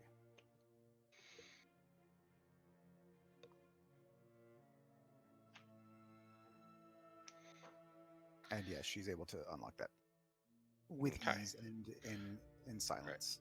I'm going to put my hand up for them to wait 1 second, and I'm gonna just poke my head in around the corner. And you all, and just so that you're aware, you are where you're standing prior to that, like you are all like mostly standing in water. How deep is the water actually? It's probably about a foot and a half. So it's not deep enough for me to like Rambo it and like come out with just my eyes. No, but Pebble is wearing a masquerade ball dress that is Yep. now Stopping. she's waist deep in water. So that's How gonna be loud real- is that? Well, she's got a nat 1, so Yeah, I mean it's not and you're gonna be it's if you think about a big heavy dress that is now wet, even heavier is she's not gonna be moving too well. I'm going to, before I like walk in, I'm gonna look at her and say, perhaps it's time to shorten the length a little bit. I mean, cut it up? I can do that on this dress? Yeah, make it like a pair of shorts. Just skirt. Okay. And she will start cutting it up. And then, remembering that the onyx took the rest of the stuff away, she will, I guess, stick it down the front of her shirt. So now she's got breasts. Should I say, is this the time we find out Pebble is actually an amazing artisan making dresses? I mean, you could Not at all. that. You could probably just put it in the water. Like you wouldn't have to carry the dress with you. But would Sure. Pebble do that actually? Yeah. All right. So yeah, I'm gonna go in. And just out of quick. So you said the water's like 1.5 to a foot deep. Yep. So how like? I'm assuming this little bridge got to be obviously a little bit more elevated. So like, can I try to like crouch down and sneak up behind that and like try to stay out of sight? Yep. Okay. All right. And I will look back to Pebble and put up 2 fingers and point in the direction over here. Yeah, she nods. Ooh. And then I'll look again and I'll do like I'll put up another 2 and point more directly like up that way. And I will tell you now. I used the same token for all the people that you're going to see because I didn't want to waste a bunch of different like unique tokens for. So just as an FYI, it's going to look weird, but like all the tokens are the same picture. Just What's weird about that? They're all mooks, right? right. So they're all they're dwarves because it's the Firebirds and the dwarves. So I just use the same dwarf picture for everybody. But that's just so all dwarves look the same to you. Is that what you're? That's exactly what I'm saying. And they all have Scottish accents. Mm-hmm. I'll walk back a little bit into the thing, and I'll just like very very quietly. I can see at least four different dwarves. We should try to lure them to us. If we go in, we couldn't make sure none of them alerted others. How do you propose we do that? I can make little noises with minor illusion, I'm pretty sure. Yeah, And create a sound. The guys that you see, they appear to be like playing cards. So they're kind of loud and they're drinking. But yeah, that's what you're both hearing. like both the different groups of people I see. Yep. Okay. All right. I'm gonna look to Caden and say, do you have any way to make people stay where they are?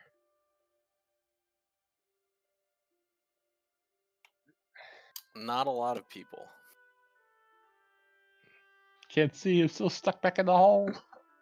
All right, well, I'll look and I'll say, well, I see at least 4, and they're somewhat spread out. So,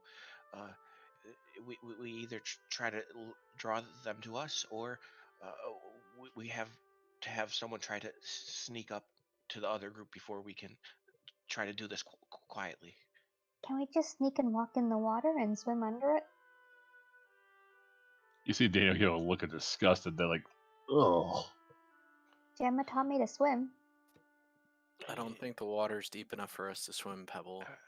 I think can swim. Me and you could.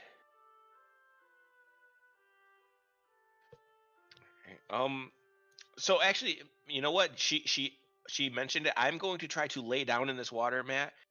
If I'm like laying down, it is the like little ridge higher than me. Yes. Okay. All right. I kind of look. I stand back up and look at Pebble and I say, we could try to stop the ones that are further in and keep them quiet. If the rest of them could go for the group right there. Okay. I don't know how I'm gonna keep them quiet because I just hit stuff with a dagger because I don't have my short sword. if you can either just quickly kill them, or if they try to run an alert, just make sure they don't get too far.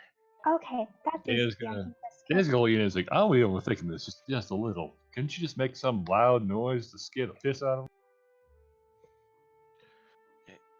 And if they go and tell someone that they heard a loud noise down here, that would alert many others. You just You have know, to kill them before they leave. Okay, me and you can go as you say. I'm Pebble, Also, good. you also have Elowin, who is a rogue Yeah. and very stealthy. It's just Pebble, you don't need to kill them. You just need to incapacitate them. Yeah, I can do that too. I Not- can use the end of the dagger, not the Not pointy everyone end, the needs other to end. die. Hey, I have just throwing that not out. been killing anybody. A lot of people I know. Dana's gonna kind of scratch his cheeks like, didn't you have those sedatives? Because I still got this thing. He holds up the blowgun he loaded. Not it. It's not enough to knock them out with a dart. They would need to consume this whole flask, and that would be enough for maybe 1 or 2 people. I'm going to look to everyone. I'm going to say, me, Pebble, and Elowin can stay in the water and go up to the further dwarves, and you three can take care of these ones. And I kind of just look up to Yes, that sounds great, Grix. You block Yeah. their escape. and I looked up to Daniel. I just say, no guns, right? Too loud. Too loud. Yeah, all right. That's why I brought the blowgun. The gun's just in case shit really breaks loose. He's gonna nod, and he's gonna look to Elowin and Pebble and just say, ready? Before you go, make Kellamvor guide you in your quest, and I will touch you and cast guide. Okay. On me? Yes, on you. Okay, I am going to try to do stealth again. Same with Pebble. Now that she's got a shorter skirt. Oof. Well, Yay! Eight. Maybe Pebble and Elowin can carry me. Pebble's better without her skirt, her dress. All right. So yeah, I'm going to try to stay as close to the side as possible. also, if you hold Alt, you can move your character off of the Yeah, off the grid. grid. If you wanted to like stay in the middle and not like if you want to stay in the water, right? You can. Just as an FYI, if you didn't know that. Yeah, and I'm going to try my best to go through this way, and like I'm staying as close as I can to this, so they don't have any like angle on me. And these are things we could swim under, right? You probably could. Element probably can't, but she can jump up and hide behind this pillar. Okay. Then yeah, me and Pebble will continue on. Yeah, so I'm assuming I would probably stick around here.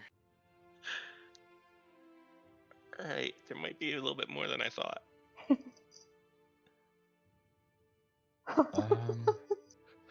Yeah, shit the bed, didn't you? Is Elowin still able to sneak up with them? She can't. No, she's stopped where she is. All right, and Matt, if I oh no, I don't want to peek my head up actually. Can I like go under here? Like if I'm under here, can I see anything out on the outside, or is it too low? Like my main thing, I want to know if these are doors behind them or if it's just like. Yes, those are doors. Okay, shit, fuck. Yeah, Dana's gonna try to hunker down, try to at least see what's going on with the doors up here, kind of hunker down under the brazier here. Can I also say this is one of my favorite maps I've ever come across? This is like the coolest. It's like the coolest hideout. Once Griggs and Pebble start to get far enough, I want to take out a coin, and I'm thinking of casting light on it and throwing it like in the river. Like kind of right there to try to get their attention.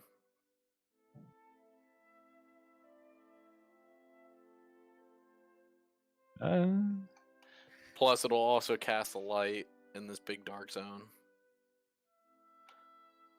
Wait, it shouldn't be dark in here for us. Huh? I don't see light in this pool. You don't see light off of the fires? No. I see light I off do- of the yeah, fires, I but do there's not either. Oh, okay, gotcha. There's like nothing here. Yeah. yeah. Okay, Pebble is getting ready for Grix to do something, and then she's gonna jump right onto or attempt to jump on their table. Right there. All right. Well, we know we have to do this quick. So, all right. And just to be clear, every single one of these is doors. Yeah. That's There's where he's there's a little room back here that Daniel's poking his head into. But yeah. Yep, and there's doors at the bottom as well. Yeah. All right. All right. Fuck. So we don't really know which way they would try to run. Okay. Well, you sometimes just got to go with it. I will go ahead and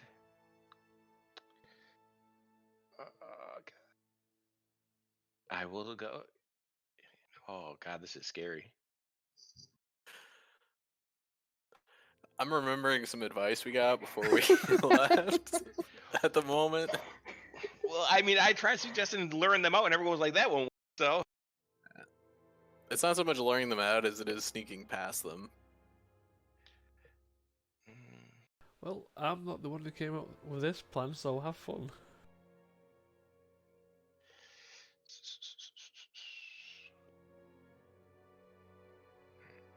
So I say I'll try and creep a bit further up. I'm just using this ledge in front of me kind of as cover. Even if I have to like squat down a bit to do it.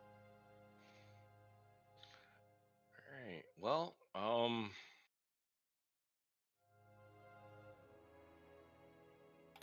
So can I toss that coin to try to get their attention and get them to kind of walk away from their table towards it?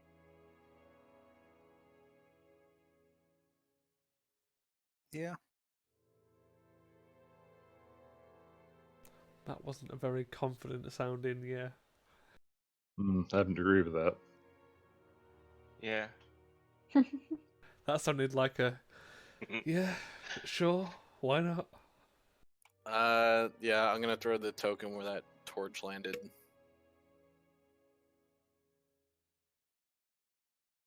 You get Elowen's attention. I can't even see the torch right there. Yeah, it's not emitting light. So, Yeah. all right. As I'm up closer, what does it seem like they're like? You said they were drinking and playing cards. Does it seem like they're like hammered? I mean, they're dwarves. It's hard to tell. True. Shit.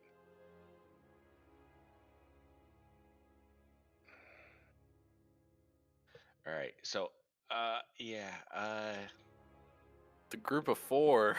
Yeah. They were around the corner. We might be aborting this. We might be heading back down. Okay, I mean, at this point, I'm. Oh wait, you already threw the light. Wait, they didn't notice the light? Well, actually, it's already lit in here anyway. So. Well, one of the guys has his back to it, so. Yeah. All right. Yeah. I'm gonna go ahead and walk, or not walk, but like quietly move up towards Pebble and grab her by the wrist and try to lead her back. That's why I wanted to slip into a room out of sight. All right, the two of you do stealth checks as you're actually literally making waves. We gotta wait for her to get back.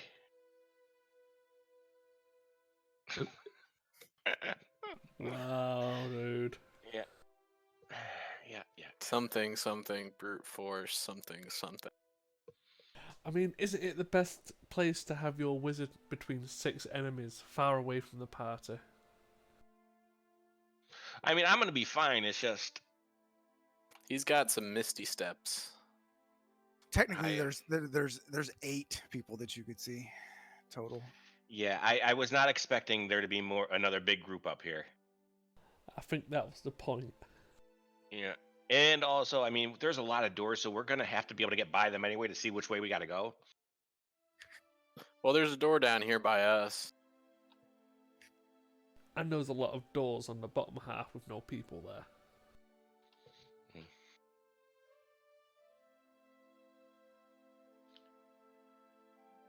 But, you know, shit So- happens. So here's the important question: do we leave them? Well, with those They stealth would checks, make I doubt we do. they would make a great distraction while we try to find this dude. They'll be fine, right? I mean, yeah, but considering out of the group I probably get along with Pebble more than the rest of them, probably Nah, wouldn't I'm leave kidding. her. I probably wouldn't leave them either. I mean, I could leave the rest of you, but I probably wouldn't leave Pebble. She's alright.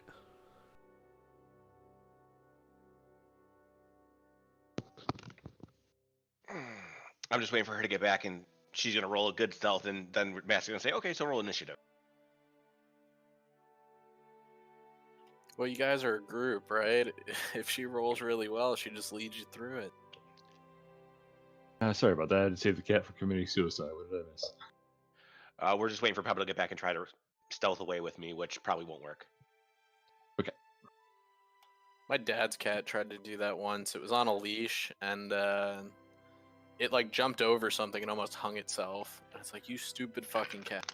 Well, this cat likes to play in the curtains, which is fine, but the problem is she gets so bound up in them, she ends up kind of hanging. Tara, go ahead. I tried to walk up to you and pull you back, but I was not being very quiet, so we're gonna see if you're quiet enough for both of us. Okay. Bump bump. Well, shit. Yeah, that would do it.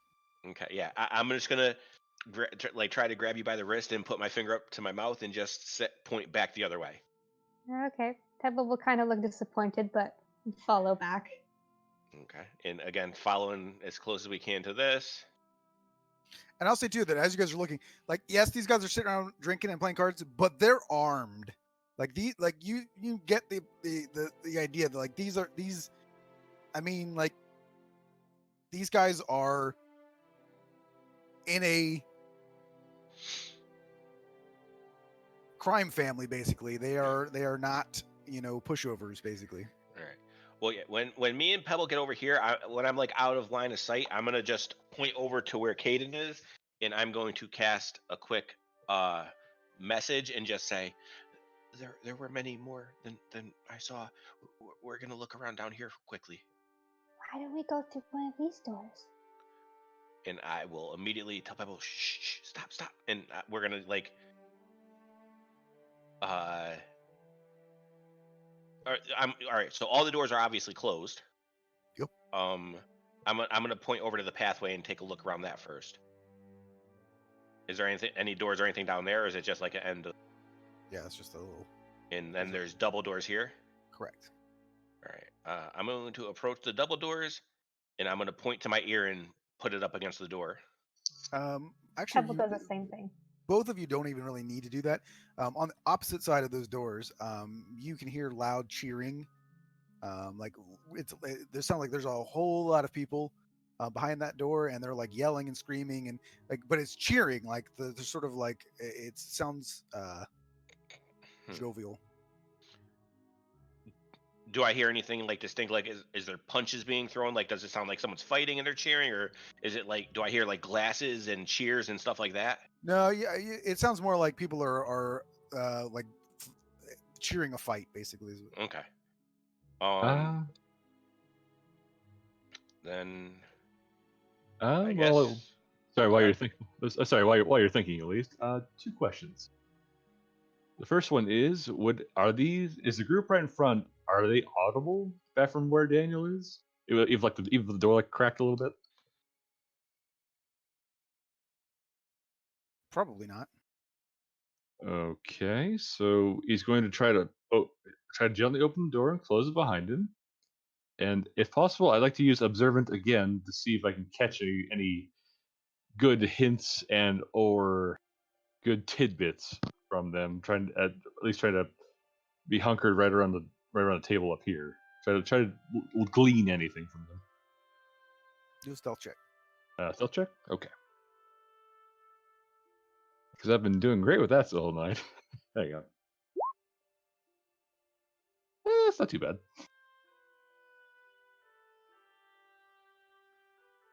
You don't. I mean, they're just bullshitting with each other, Okay, something drinking, that might playing be cards. helpful.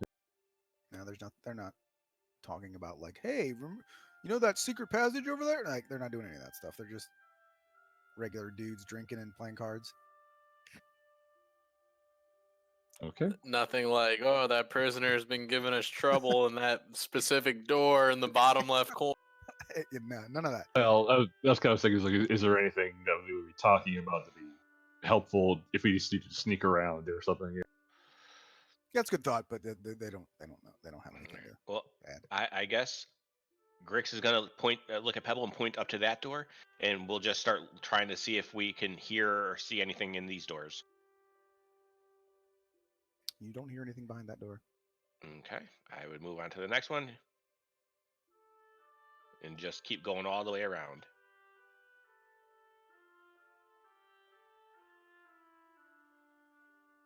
Nope, you don't hear anything. In any of them? Nope. All right. I will point to Caden again and do another message and say, there's only one door down here that has anything on the other side. Well, technically, we didn't look inside it. Yeah, sure. I'll look to Pebble and say, true, but I'd rather let everyone be here before we do that. Okay. I'll just kind of signal to the rest of the group to try to reconvene down with the other two. Stealth checks for everybody. Everybody? You with 17 in there? I was 17 to move where you are. You're gonna Oh, have fair to enough. Oof. Okay.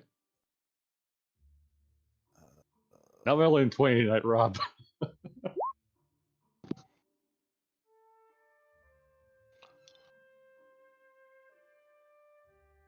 Yeah, since you're next to Verlin, you can use him as. You can assist him in not making.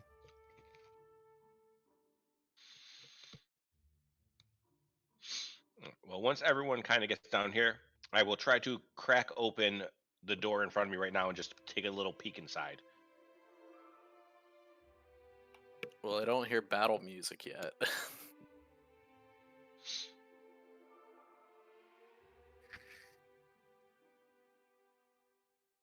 So,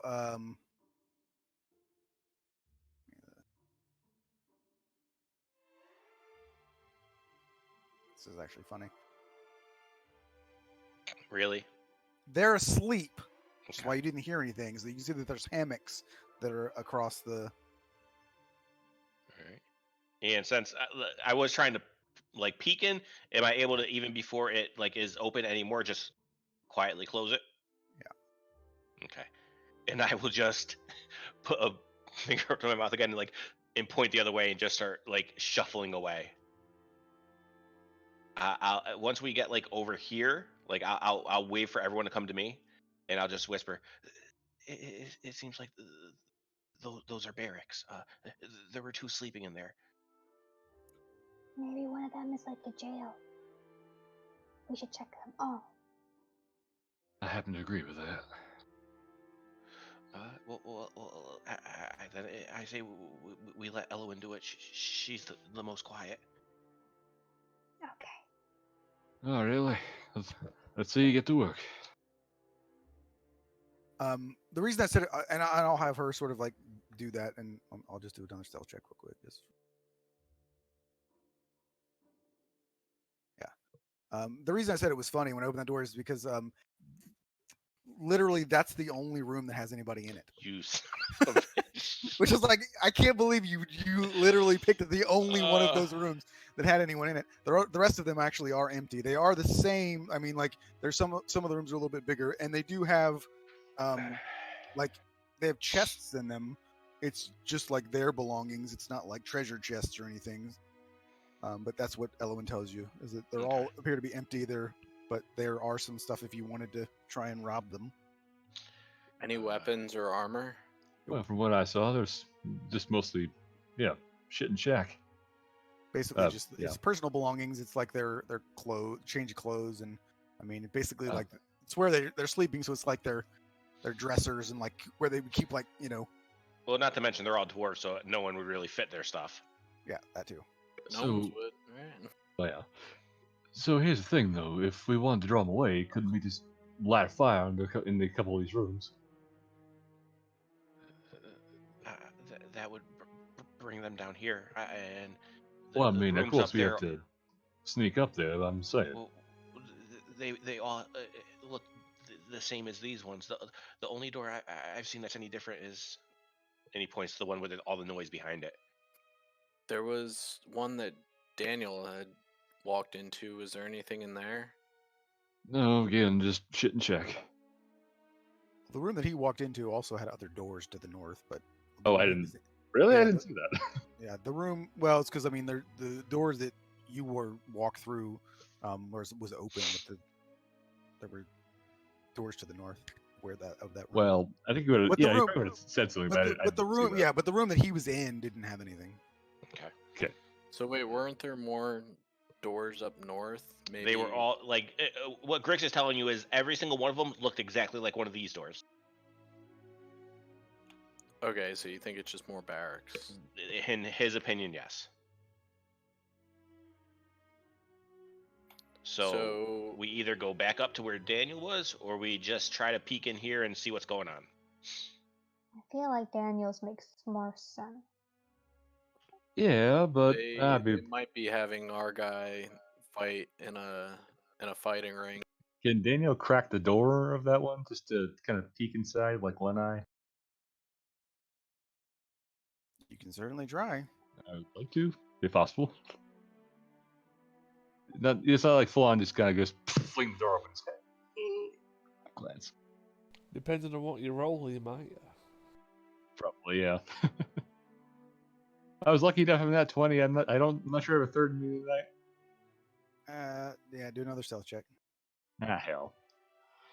Could make you do a dexterity check, see if you don't just the door Sleight of doesn't fling hand, open. right? He's gonna take a breath. Goes before I roll. Caden, I'm one for the gods, but are you able to give me just a little hand? I'll place a hand on your shoulder and cast guidance.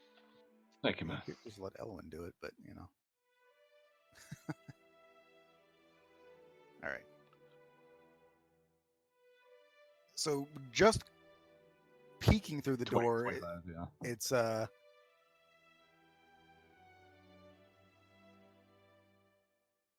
it's kind of difficult to see what's happening. When you look in, I mean, you can see a large. There's like sort of like benches in sort of a like rectangular position, and they all appear to be looking down and cheering, but you can't really see what they're cheering at. They're speaking Dwarvish, or are they common, or what was Probably a mixture of both. Are there any names or anything popping up? Any details? Like I'll rip that red hair off your head, kind of thing. I mean, it's that kind of stuff, really. I mean, it's they're just like you know, Get him, kick his get ass. him, kick his ass, like that kind of stuff, right? Like it's nothing like they're not having conversations. That bitch, Carol Baskins. What the fuck? All right, well, he's gonna lean in and goes, well, about as we expected, but I just wanted to make sure. Okay, so back to the other door then. Yeah, I mean, we're not going to be able to get through this way. So, Worst comes to everyone- worst, we try to pass ourselves off as potential fires. That was a joke. You guys gotta do all stealth checks to get back there. Yeah, Oh, yeah. God. Yeah. Not bad. What the fuck? Well, we know someone who's not getting a crit in combat. No shit, huh?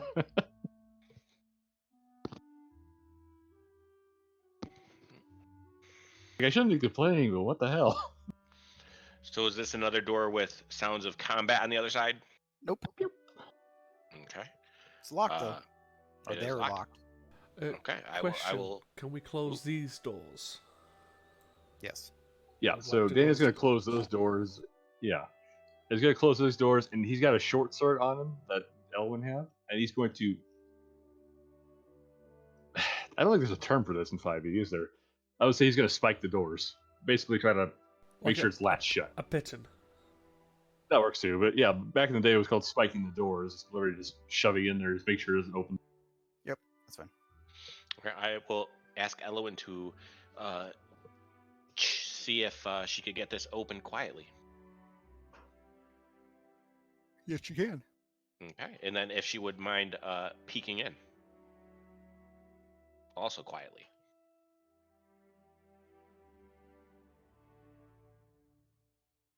Not as much. It appears to be like a bar of some kind, but it is, best you can tell, it appears to be empty at the moment.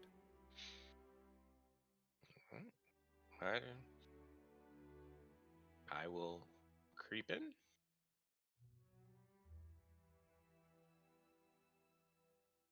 All right, I'll wave everyone that they could come in. Gonna hunker down, so kind of moseying along. And it looks like there's one other set of doors out of here. There's another set of doors. Whether it's out of there or not is Yeah.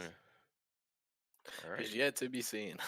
All right. I will once again, Elwyn, please do your that thing. door is not locked. Okay. Well, I will still ask her to creep in through it. Or Pebble could do it. Yep, Pebble's gonna do it.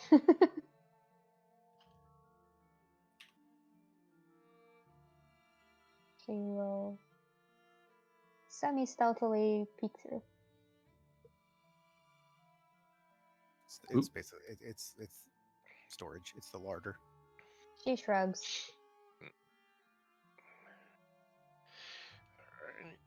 Hey, once we're back out here and all like grouped up, I'm gonna look and just say, so do we want to go by the group of 8 or into the group door that there was fighting behind?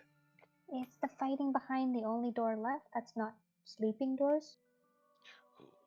We haven't checked the ones up where me and you were sneaking before, but they look the same as the other doors. Then I Well, guess we have to go the fighting door. How many people were in the fighting doors? It sounded like a ton, right? From the angle that Daniel was looking, he could probably see 4 to 5 people in there, but it did sound like there were more. yeah, he'll make sure to tell him that at least. Yeah.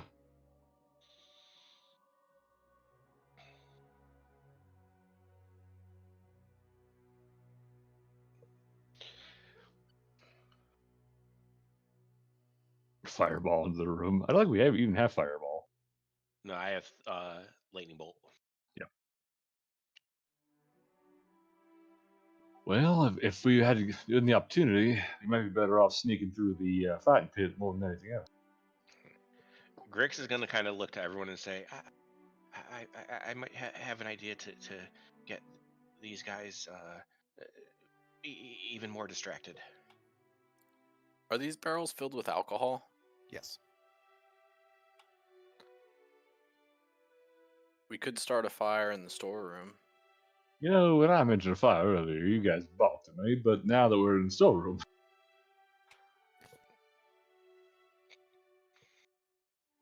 Well, but the storeroom's away from where we're trying to go. that's I mean, fair. the barracks at the bottom might be a little too. Bit too on the close. nose.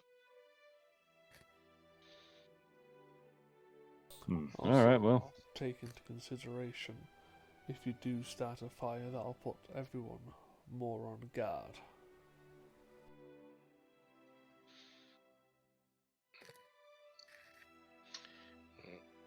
Grix is gonna kind of look around and just he's gonna look at Caden and say, if you didn't know what was happening when I sent you that message before, you would kind of assume it was just a voice in your head, right? Out of character. You're talking about message, right? Mm-hmm. when message is cast, do I know that it's like someone casting message? It says you hear the message and can reply in a whisper that only you can hear. It doesn't say anything about you know what's going on. I mean, I think you would know because you know that spell. Yeah. But I don't know what's the verdict. Like, I assume you're trying to use it to make someone think they're crazy or something to move them away. No. I am going to try to make him think that I am his conscience, and he knows that this other guy is cheating, and he should fucking kill him, or at least punch him in the face. Well, that if it was controversial to kill him, he's cheating. But yeah, who knows? I mean, you can give it a shot. I think that'd be a deception check though for that one. Oh, absolutely. And I mean, again, I'm hoping because they're drunk, it'll be easier for me to do. But I'll just look and I'll say, should I try? I might have a easier idea. Rubs his chin. He goes, "I speak Dwarvish. If you say it in common, it might not be as effective." I speak Dwarvish also, and I speak Gnomish and Common and Elvish and Draconic, and he just keeps listing languages off. I think Dwarvish. Daniel's eyebrows perks like, "Oh, I take back what I said." Then he speaks Dwarvish. Like, good. That's very good to know. Thank you. He's gonna say, I think if we could get them two of them to fight each other, maybe the ones here, perhaps they bring them in and say, hey guys, we have more people to fight next, and everyone cheers them on, and we could search more easily. If we're gonna do that, maybe we should block the door to the pit. Wouldn't that be where we would want them to go? So we could search up there? Which is a valid question. Were those doors open on the inside or the outside? they opened inward. Okay. That's what I want to check. So yeah, you had to push them to get. Okay, just checking. I mean, it's your idea is worth a shot, Grix. At this point, it's either that or we leave Walk into a empty-handed. door with many of them. So yeah, so Grix is gonna look at everyone and say, just wait here. I'll be right back. Leaving is always an option too. We don't even know if this guy is here. Yeah, but if you said that to a lord, he'd probably try to kick your ass. So let's just assume the benefit of the doubt. And yeah, Grix is going to sneak back out and try to stealthily, maybe with the blessing of a god,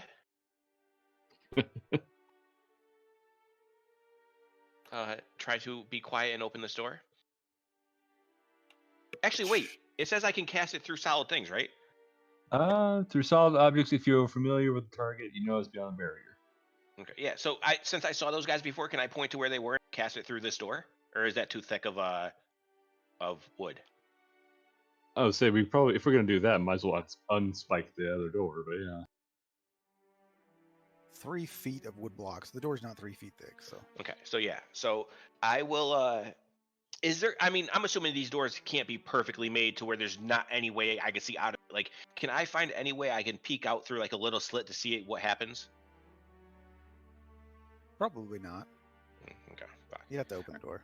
All right, yeah. So we'll crack it open a little bit, and I will try to do that as I am going to cast this.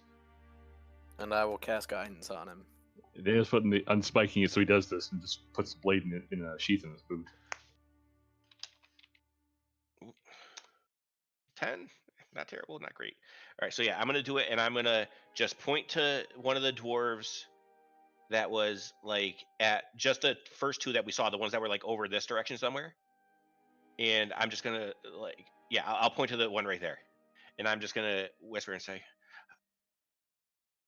I can't believe, in Dwarvish, I can't believe I've been letting him get away with cheating this entire time. Who the fuck does he think he is? Deception. Oh god. Yeah, I figured that was coming because you're trying to bullshit a drunk guy. Oh my god. All right. Just to throw this out there, if he has to make an insight against my deception, I am going to make him roll a 1. Huh. Well, let's see what we get first. You could not win this too. Yeah, I know, but I'm throwing it out there. So if possible, I will make him roll a 1. I don't know what you were gonna roll with him, but 1 is my important. Give me a second here.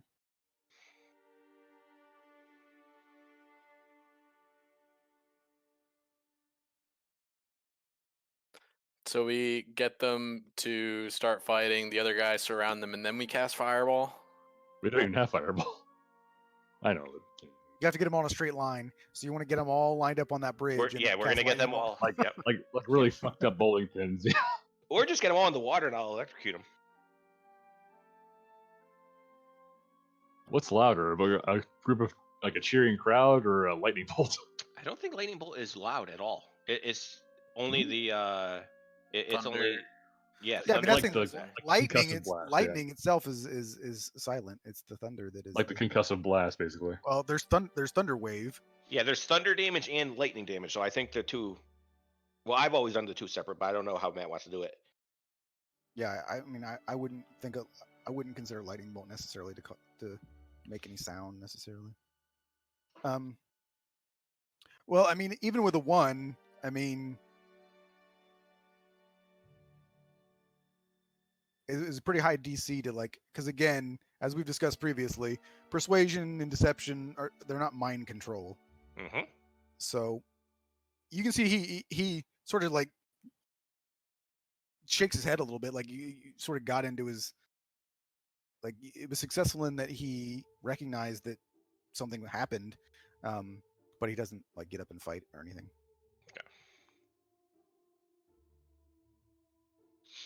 Grix kind of just looks back and shrugs and says, "Don't think it's gonna work." Then let's just go see the fight.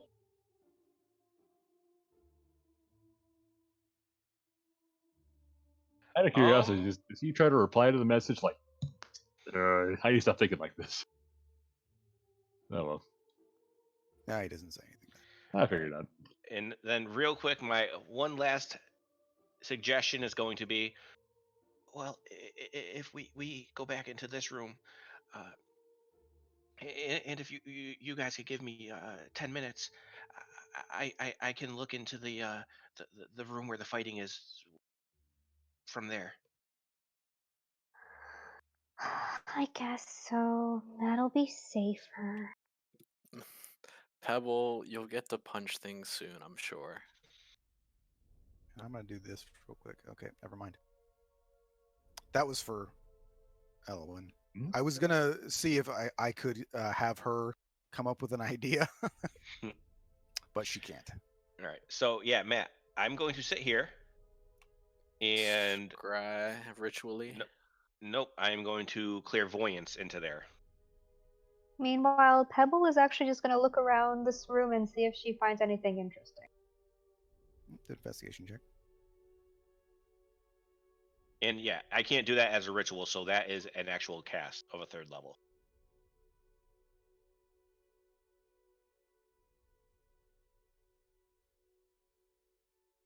Seeing or hearing. So are you seeing or hearing? I am going to. I think you could. The sensor remains in place for duration. As your action, you can switch in between. Yeah. So I'm going to start with sight. Okay. Okay, so in this room, you do see basically kind of what you just obviously more of what Daniel had originally seen. So there are sort of these benches that are surrounding what is basically a pit. So there's a it's not like a pit, like a dirt pit. Like the floor is actually it's like the floor that you're standing on right now. So there's it's actually made almost like a swimming pool, really. And there are ladders that go down into this pit. Okay, so it's decently lowered. Yeah. So and then so surrounding that pit are benches where, let's see, 1, 2, 3, 4, 5, 6, 7, 8, 9, 10. There are 11 people cheering. In the pit, you see fighting. You see a rather large, burly-looking, terrifying dwarf along with two canines of some kind. It's hard to tell if they're like dogs or wolves or something. And then you see a human man who you recognize as Chief Horn. Okay. All right. And then it lasts for up to 10 minutes. So I'm going to go ahead and after I'm done looking, I just want to listen for like a minute or two and see if I hear anything of substance. And you don't. I mean, you can see and I'll even. In addition, I mean, you can see that it seems like the dwarves at this point are sort of just they're playing with him. They're not like they're kind of terrorizing him. So they've got like these sort of fierce looking dogs that they're like the guy down there with them has them on a leash, sort of like letting him get close to him. So Horn's not like restrained in any way, and he has a sword in his hand. So like it is kind of he can defend himself. Okay. But you can tell that they're not currently like in combat like to the death at the moment. They're just kind of Okay. like again kind of playing with him. As far as the sound is concerned, I mean again everybody like all the dwarves are just calling Horn names and laughing Okay. and all that kind of stuff. So it's All kind right. of big game to them right now. All right. And just I don't know what kind of a roll it would be, but can I just try to estimate like th- how how easily would it be for the dwarves in the rooms up here that we have seen to hear what's going on behind those doors down there? Like, do they hear the fighting all the way out here already? Probably not a whole lot. Okay. And I mean, because you guys didn't really hear it till you were like over by the door. Okay. But that was Any also kind of fighting might just sound like what's going on in the pit. right, and that was actually the role I was trying to make for Elowen was that like, hey, if we go into that room and fight, they're already fighting. That's what I So was trying to get at was would yeah. they okay. All right. Then So like I will any sort of like no, as we just you wouldn't want to cast Thunder Wave, yeah. but I mean Any like combat sounds is going to sound like combat. right. So like you probably wouldn't be too because like, and remember like the people that you saw that were sleeping were not that far away from Yeah. the room. So the only ones really hamstrung by it are me and me and Daniel because he can't use guns and I can't use loud magic. Yes. Okay. GM question. Mm-hmm. Would I be able to take one of these barrel tops? Like a shield? Basically. I don't see why not. As far as what Pebble finds, you find some mixed nuts and pretzels behind the bar. They are probably pretty stale and gross. You find some alcohol that's also behind the bar, and then if you wanted to go into the storage room, you might Yep. find a few like wheels of cheese. She tries Jackpot. to eat whatever is edible. I mean, it's all edible. It's just not very good. I mean, like it's just stale pretzels, and there's some like peanuts and that have like dirt on them and stuff. And She'll eat the stuff that tastes good, leave the rest. the cheese is probably pretty good. She eats all the cheese. Just Yeah. eats a wheel of cheese. I I'm will. impressed. I will see what Verlin is doing and also grab the tops of one of the barrels to use as a shield. I just like the idea of like Pebble sitting on the bar just eating a wheel of cheese while everybody is. Makes me laugh. Eat a whole wheel Trying of to get ready. cheese? Wow, how'd you do that? I'm not even mad. That's amazing. Yeah. That wasn't our cheese. Guess I So should Griggs- use a shield top thing too when Pebble will also One grab one. hit shield, but yeah. Yeah. So Grix is going to kind of look and just say, "Well, he is here, and we need to hurry. He doesn't look too good." Are we gonna fight? Probably. Okay, let's go. And just as an FYI, if everybody's using a barrel top as a shield, it will, if you use it as a shield, as into defense, I will allow you to, because a regular shield is a +2 to your armor class. If you use that, it will be a +1 to your armor class, and it will be a +1 one time. Oh, So basically, after it's okay. blown, it's blown. Yeah. Yeah, as it Yeah. will be smashed to pieces. Yeah, Right not taking a barrel top. Can I can't do take it. like 12 barrel tops? And like wrap them together with some tape. No, I mean I'll just strap them to my back so when one breaks, I'll pull out another one, throw them No, like a you can't. frisbee. Damn it! See, that's why you guys need. I should take one because I could just keep casting mending on it. I'll use my bonus action to cast mending. All right, and my only other question right now then will be, it has it been 8 hours, and do I have to recast mage armor? I think it's only been like 2 or 3. Yeah, it has not been 8 hours. Okay, then, yeah, I will say we need to go into that room and Let's go.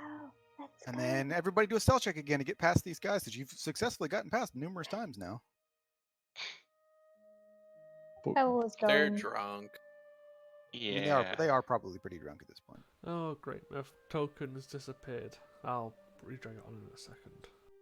What the fuck? I still see your token. Wow, What in the unholy hell?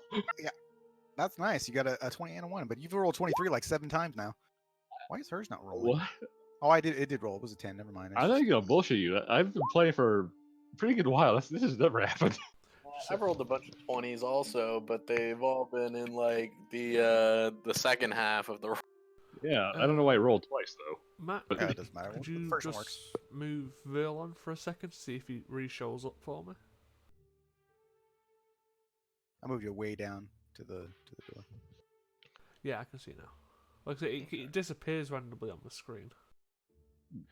All right. Can we go? You- Are we ready? I don't believe that roll 20 it would do that to you. Yeah, it's got to be fault on your, not yeah, the website. Oh yeah, Yeah, it's definitely not because it's happened in multiple recordings where I just have no token all of a sudden. Yeah, no, certainly. Personal Alright. problems. Can Yeah, so I am going to suggest Verlin and Pebble go in first, and we will all try to go in behind them, and I will close the doors behind us once everyone's inside. why don't we That's- see if those three might be able to sneak up and catch a couple of them before we engage? I'll kind I of would point. say between both what Daniel saw, and nobody's close enough to the door to be able. You wouldn't be able to sneak in. Like they're let's see, probably one. Well, so what I mean though is like sneak in, then go up behind a couple of them and try to hit them as hard as possible before the combat starts. Yeah, but that's what I mean. Like, so they're the closest person to the doors is about 30 feet away. This is a big room. And So- I'm assuming it's mostly all open since there's only a pit in the middle. Yeah, so like you wouldn't like as There's soon nothing as to you hide open. Yeah, there's nothing to hide behind. So as soon as you open the doors, they're gonna see you. So there's no way that you could sneak in. and- Oh, okay. I see what Yeah. you're saying. It'll make sense once the door opens. Trust me. So yeah, I stick to let Verlin and Pebble run in, and everyone else try to get in as quickly and quietly as possible, and I will close the door behind. Elowen, why don't you help me block the doors? Well, I was Keep gonna them say from you running could out. have Elowen attempt to like lock the door behind you, like Mhm. with her thieves' tools. Like I Oh. mean, That works. Yeah.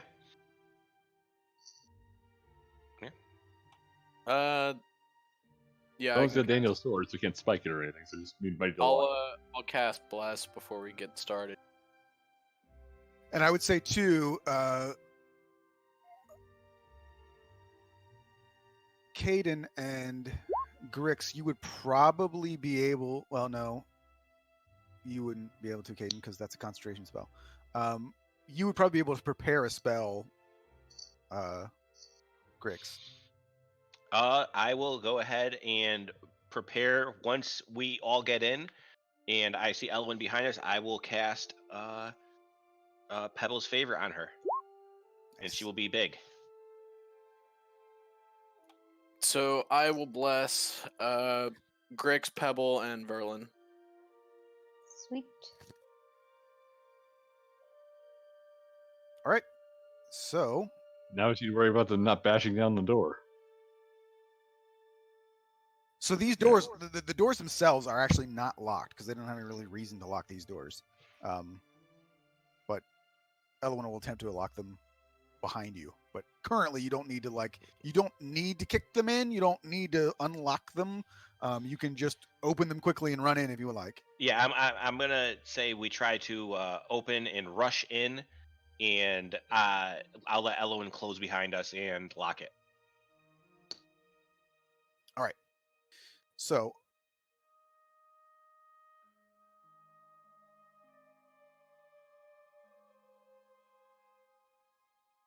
we'll do this.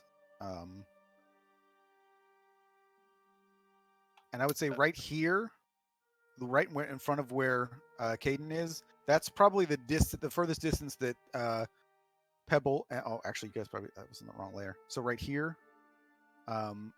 is the furthest distance that Pebble and Verlon would be able to get. Caden wouldn't be able to get that far.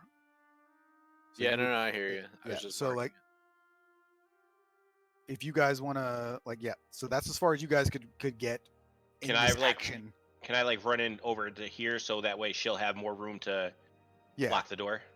So we'll do this, and then I will attempt to do a thieves tool real quick.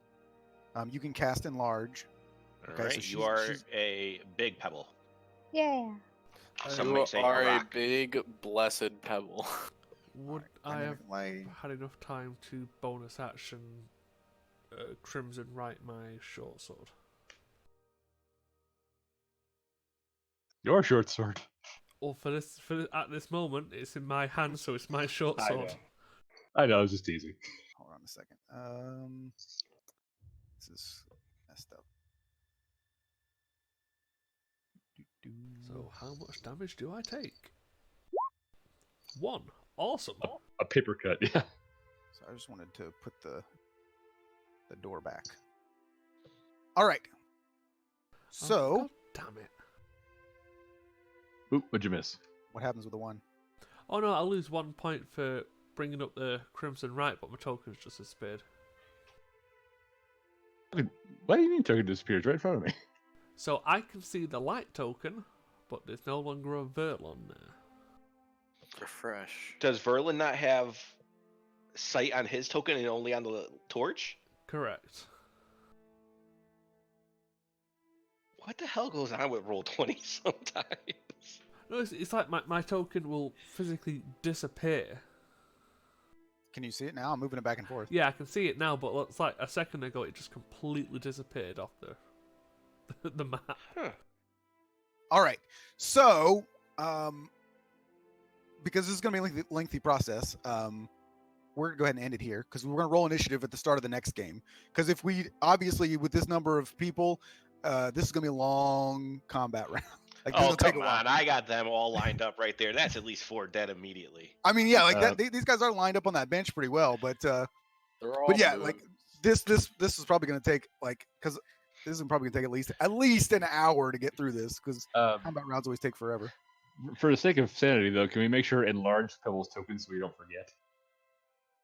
Because I feel like this will be something that's going to hit us Yeah, next time. give yourself some Put a muscles or marker on something, it, yeah. Pebble. Look at muscles. There you go. There we go. At least we don't I'm forget, just yeah. waiting for Pebble to be like, okay, she sees red and she's just going to jump and Well, attack that guy. Also, like how so you're considered small. So how big does enlarge make you? Does it make you it large? doubles Medium. her size and makes her to a medium. Yeah. Medium. Okay. I was gonna say because with the medium, like I would just make the token bigger. Mhm. You know, be like, Yep. oh, you're this big. Yeah, you go up But- one size and your size is doubled and I think your weight is Tripled. yeah. I think, yeah. But then it adds the 1d4 to weapon damage as well, so.